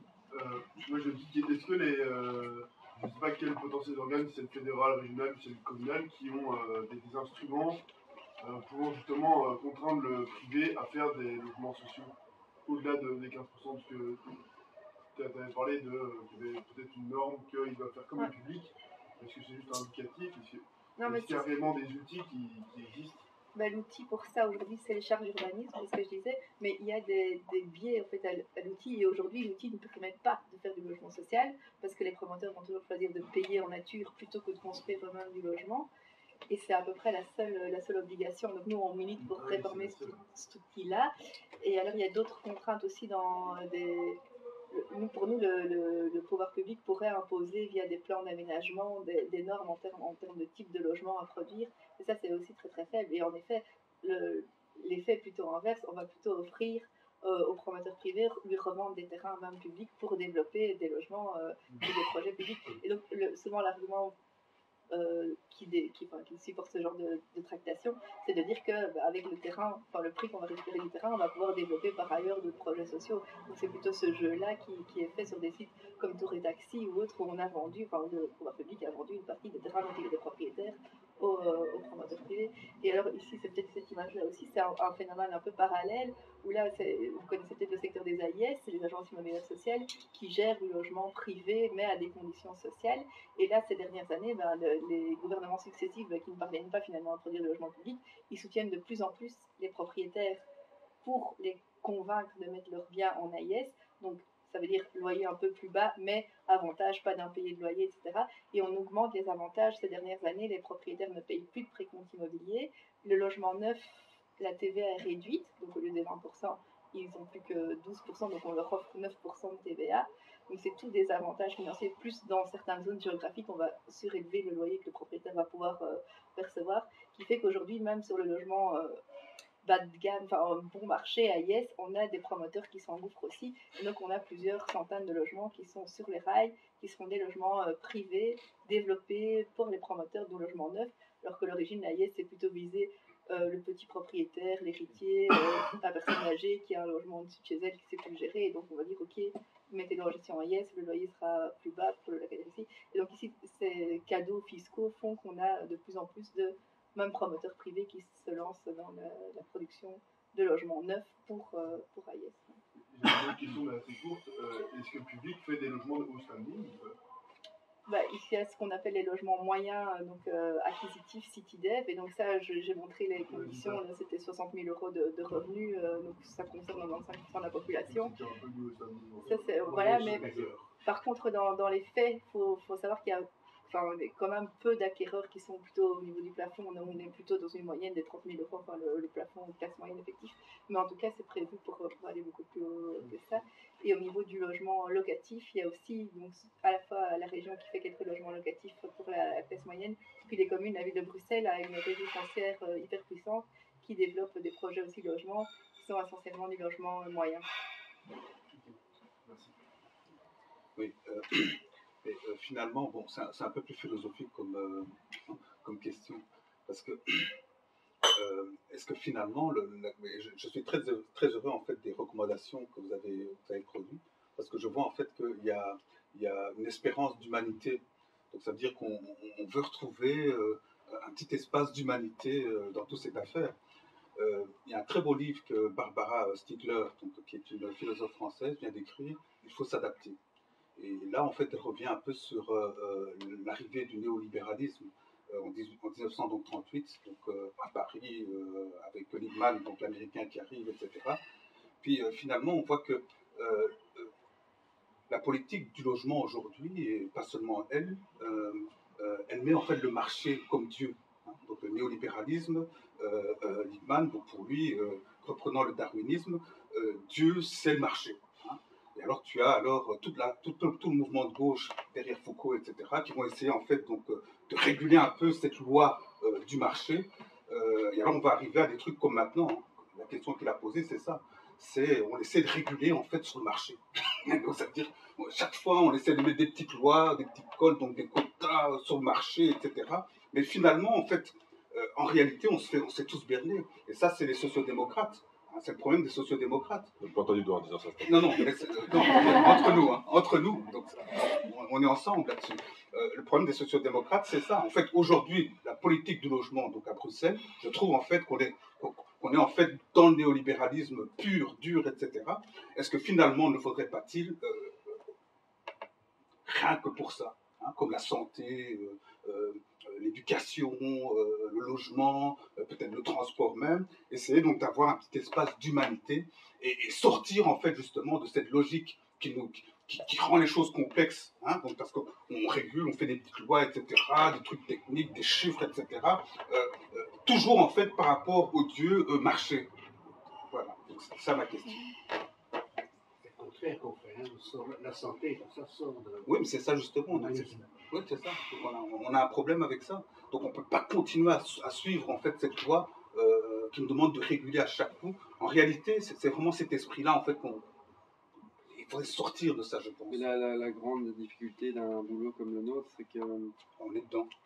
Oui, c'est-à-dire qu'on est bien conscient de ces problèmes-là, mais en même temps, il faut composer avec le monde tel qu'il est, quoi. Voilà, et il est fait de ces forces contradictoires qui agissent qui se contredisent parfois, mais donc voilà, et en fin de compte, enfin moi je suis pas ce qu'on appelle en travail social, je suis pas en première ligne. Mohamed est en première ligne, moi je suis en deuxième. Voilà, on est un petit peu, donc on a l'œil un petit peu sur le côté, si j'ose dire, mais c'est très difficile de mettre quoi que ce soit en marche dû au fait de cette réalité de terrain qui est super compliquée. Le marché. Oui, le marché et en même temps et aussi le contexte politique, les institutions, tout ça. Enfin, on fait partie. En fait, le paradigme qui est le nôtre aujourd'hui, c'est le marché. Donc c'est lui qui mène la loi. Donc maintenant, c'est vrai, je comprends ce que tu dis. Mais moi, la question justement, c'est celle-là. Donc que pouvons-nous faire pour avoir cet espace d'humanité quand même? Parce que finalement, on se fait tous berner. Ça, c'est clair. Hein, et alors, il y a les victimes, c'est les petits gens. Alors, bon, il y en a qui meurent, bon, on ne les voit pas. Donc, ceux qui se logent, qui perdent la santé, ou les maisons qui brûlent, ou je ne sais quoi, etc. Ou qui ne savent pas se soigner quand il faut soigner à cause du logement, etc. De l'état tout ça, on voit ça. Bon, on ne voit pas plutôt. Les gens ne le voient pas. Parce que nous sommes dans le néolibéralisme, c'est le marché qui compte. Hein, c'est les chiffres, c'est la hauteur donc, de ce que tu as comme fric, etc. Mais finalement, est-ce qu'il n'y aura pas finalement moyen de faire quelque chose quand même? À propos, je tenais juste à excuser l'Union des locataires marocaines parce que je les avais invités, mais ils ne savaient pas venir.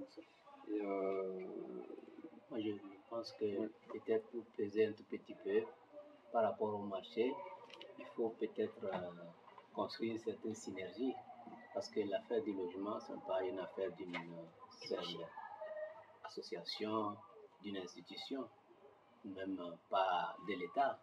Tout le monde doit s'y mettre, quoi, pour pouvoir peser un tout petit peu par rapport à ce marché-là. Moi, je pense que les politiques nationales. On prendre des autres questions. Parce qu'on est... Moi, je sais bien, mais bon, comme ça, on clôture cette affaire. Moi, je pense beaucoup plus, en fait, à retrouver l'État. C'est un peu la question qu'il posait tout à l'heure. Il faudra en fait qu'il y ait une politique nationale, donc du logement. Rien qu'une. Et je crois que là, on trouverait quelque chose. Mais le problème, si jamais on laisse le marché faire, on va faire une petite colle au niveau régional, au niveau communautaire, etc. À la fin, plus personne ne s'y retrouve. Et je crois que c'est un peu ça le problème. Donc ça veut dire que c'est la dérégulation. On casse les États, on casse et c'est ça qui fait en fait justement le problème. On trouve tout confus. Hein. Voilà. Oui, oui. Alors moi je voudrais dire juste que je trouve que c'était très intéressant globalement. Merci pour les interventions. Moi-même je travaille un peu sur le sujet, mais au niveau européen, parce que je travaille au CADTM, je ne sais pas si vous connaissez, c'est le Comité pour l'abolition des dettes illégitimes.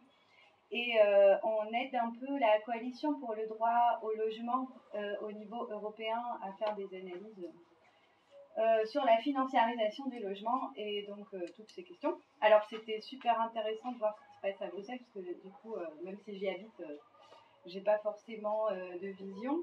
Ce qui m'a frappé dans les interventions, c'était la différence entre l'exposé de Mohamed et les autres. Je trouvais que c'était un peu dommage, quoi, parce que j'ai l'impression que, en fait, c'est Mohamed qui apporte quelque part à travers son travail tous les problèmes réels qui existent au niveau du logement, et que du coup, vous essayez de l'aider un petit peu en allant voir les instances public, mais qu'au final, il se retrouve un peu tout seul. Enfin, j'ai eu l'impression, et j'ai l'impression que c'est le cas dans plusieurs pays d'Europe, hein, c'est pas pour vous critiquer, mais j'ai l'impression que c'est systématique, en fait, qu'au niveau du logement, il y a vraiment les acteurs du terrain et les acteurs au niveau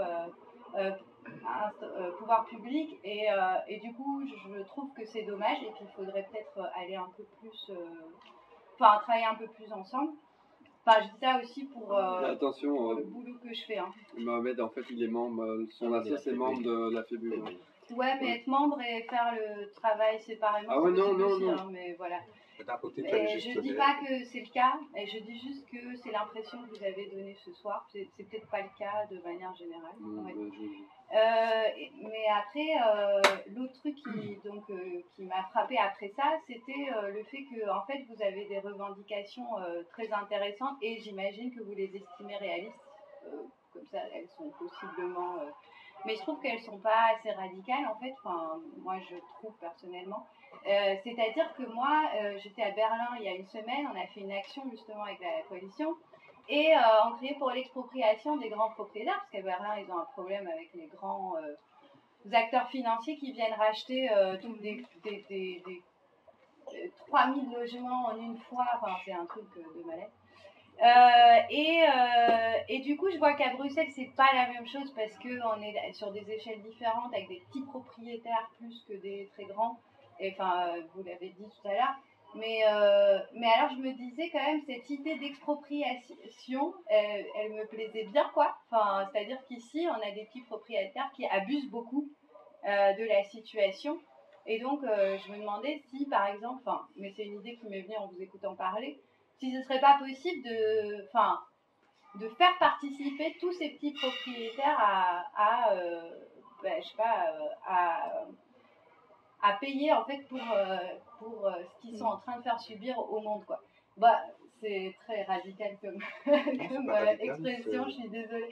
Mais je trouve que c'est pas juste en fait, c'est pas juste que même les petits propriétaires puissent profiter tellement de la misère du monde et du fait que la demande est trop petite.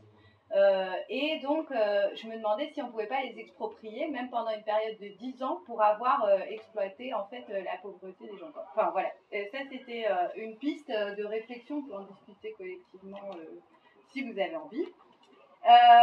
Et puis, j'avais envie de dire autre chose. Ah oui, il y a deux phénomènes que je trouve assez impressionnants à Bruxelles, mais pour y vivre, hein, du coup, c'est pas, voilà, je suis pas une spécialiste, mais j'ai l'impression que dans le quartier européen, par exemple, on est en train de voir du logement qui est en train d'émerger à fond, quoi. Mais c'est pas du logement habité, en fait, c'est du logement qui est habité par une personne pendant 1 mois, 2 mois, 3 mois, qui repart, enfin, c'est pas du logement, quoi, c'est du sorte de Airbnb, je sais pas. J'ai rencontré dans la coalition européenne pour le droit au logement justement des personnes qui parlaient de phénomènes comme ça, donc de touristification de leur ville, comme à Barcelone, comme à Lisbonne et tout. J'ai l'impression qu'à Bruxelles, on a un phénomène très particulier qui est l'européanisation du logement, ou je ne sais pas comment on pourrait l'appeler, mais je trouve qu'on n'en parle jamais. Donc on vient à des discussions sur le logement sur Bruxelles et on n'en parle pas. Et alors la troisième chose, et je finis avec ça, quatrième, pardon. J'ai oublié même les suites des filles. Mais du coup, c'est le rapport à la ville, quoi. Enfin, le fait de gentrifier. Donc, on voit à Bruxelles, il y a plein de travaux, d'espaces publics partout. Et en fait, c'est vraiment... ça participe, en fait, à toute cette logique du marché, aussi du logement, parce que le logement est devenu un peu privilégié dans le marché de l'immobilier. Et on voit que tous ces investissements publics, et là c'est ma casquette CADTM, tous ces investissements publics où on dépense plein d'argent pour rénover des espaces publics, ils servent en fait à des quartiers de promoteurs ou de propriétaires riches pour augmenter les prix de leur loyer, pour justifier une augmentation des prix de leur loyer. Donc ça veut dire que les pouvoirs publics investissent avec de l'argent public pour que les propriétaires privés s'enrichissent, quoi. Donc c'est vraiment un scandale. Voilà. J'ai fini. Réaction. Dire pour tous les ménages. Mais c'est clair, enfin je veux dire, je sais pas s'il y a eu des études en tant que telles sur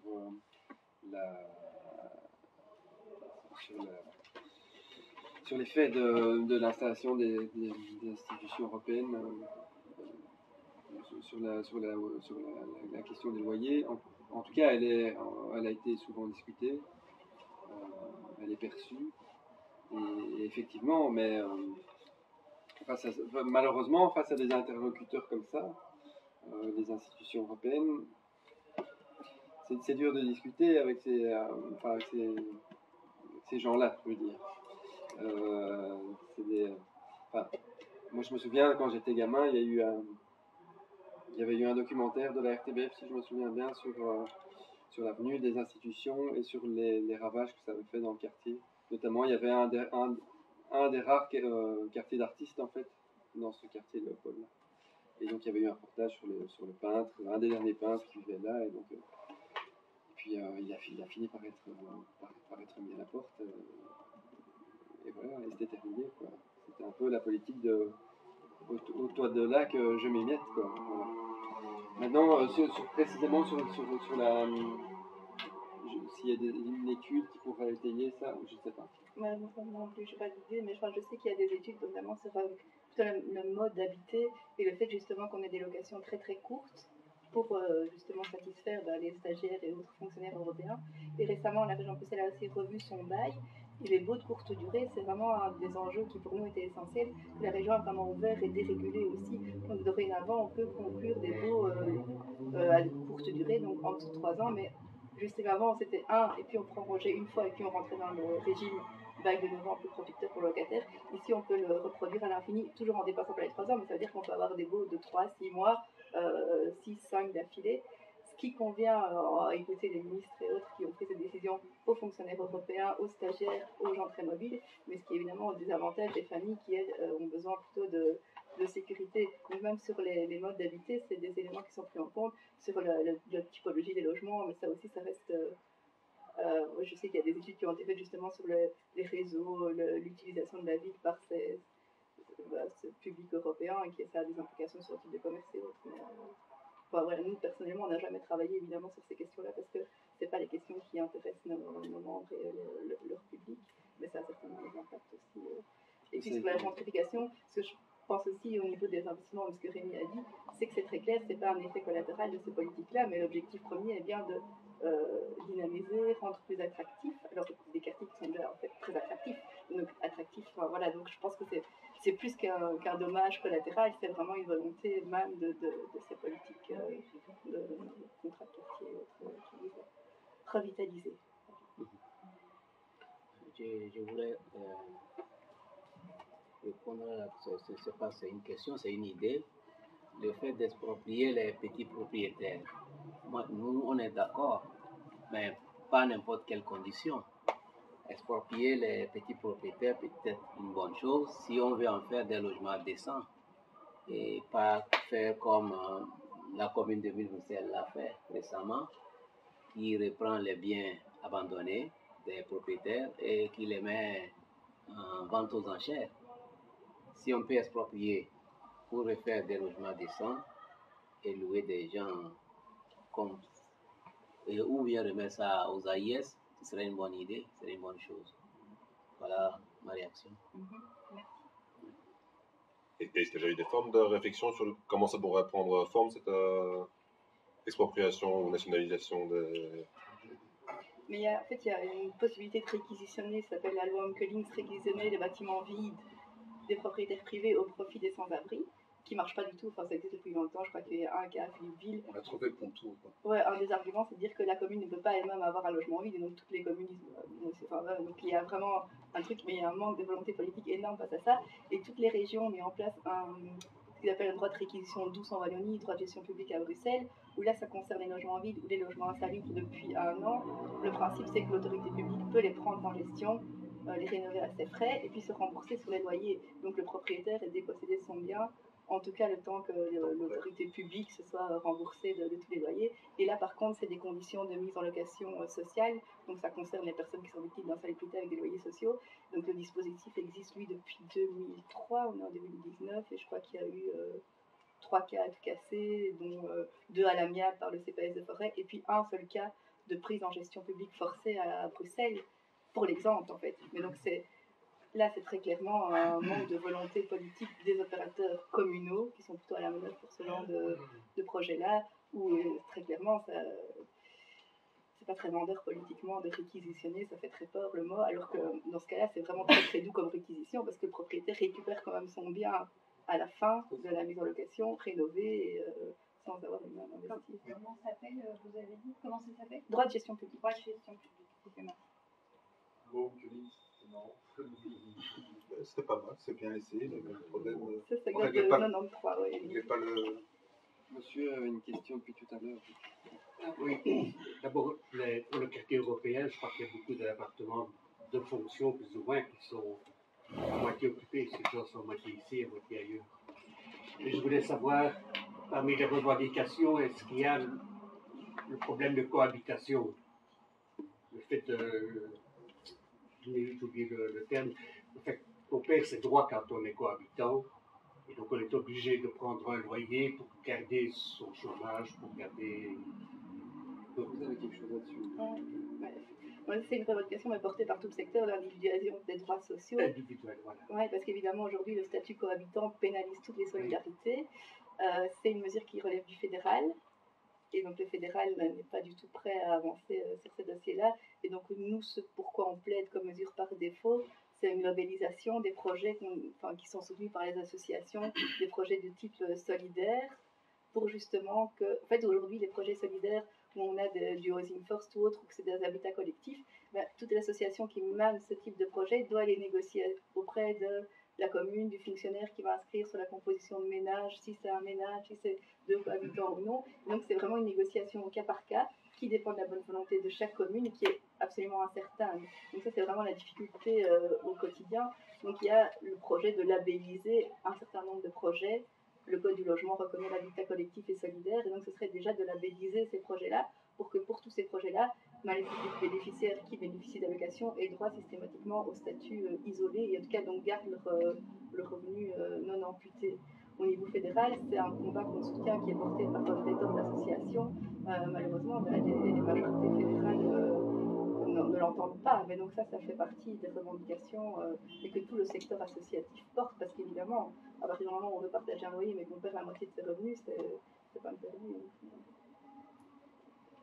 Et je pense aussi, pour revenir à ce que vous disiez là tout à l'heure, parce que ça m'a laissé interrogateur, il y a aussi un gros problème, en tout cas à Bruxelles, c'est de mobiliser les foules, enfin mobiliser le public par rapport à ces questions de logement et de mal logement. C'est une réelle difficulté que moi j'ai constatée depuis que je suis dans le secteur, et ça fait quelques années maintenant. C'est malheureusement pas quelque chose qui, alors je ne vais pas oser dire qui intéresse, mais qui mobilise en tout cas. C'est vraiment une réflexion qu'on a depuis longtemps, savoir quel moyen d'action on doit se donner, par quel moyen on doit informer les gens, quel champ on doit investir pour que cette question touche un peu plus le public de manière large, et peut-être pas non plus que les gens qui sont mal logés, mais aussi des gens qui s'intéressent à la question, comme vous, ce soir. Enfin, je sais pas, vous êtes peut-être mal logés, mais il y a toujours quelque chose à trouver de toute façon. Mais voilà, donc peut-être qu'en Allemagne, parce que je sais que culturellement, déjà, les Allemands, ils avancent peut-être plus vite sur certaines choses. En Hollande, par exemple, ils ont une vision tout à fait autre du logement social. Enfin, il y a des proportions, des pourcentages de logements sociaux beaucoup plus hauts qu'ici. Et je pense que malheureusement, du fait que, de un, c'est un sujet qui ne passionne pas le monde politique, et par effet de cascade, ça n'arrive pas souvent sur le tapis, quoi. Et donc on doit mobiliser des trésors d'imagination, de savoir comment on va faire pour faire un truc qui va enfin intéresser les gens sur cette question. Donc des films, des soirées débats, par exemple, comme ici, mais colloques, enfin, voilà, c'est une réflexion en permanence qu'on a, quoi. Parce qu'on n'arrive pas à toucher, le très grand public sur ces questions-là. Et donc, tout ça pour venir à l'histoire d'exproprier des grands propriétaires, à mon avis, ils sont arrivés à ce résultat-là aussi parce qu'il y a une force derrière, quoi. Et qu'il y a un public qui est prêt à se mobiliser pour ça. Voilà. Je pense que c'est une partie de la réponse, c'est pas la réponse dans son entièreté, mais voilà. S'il n'y a pas d'autres questions, je propose qu'on reste là. Merci à l'intervenant, en tout cas, c'était très intéressant. Et merci au public pour sa participation.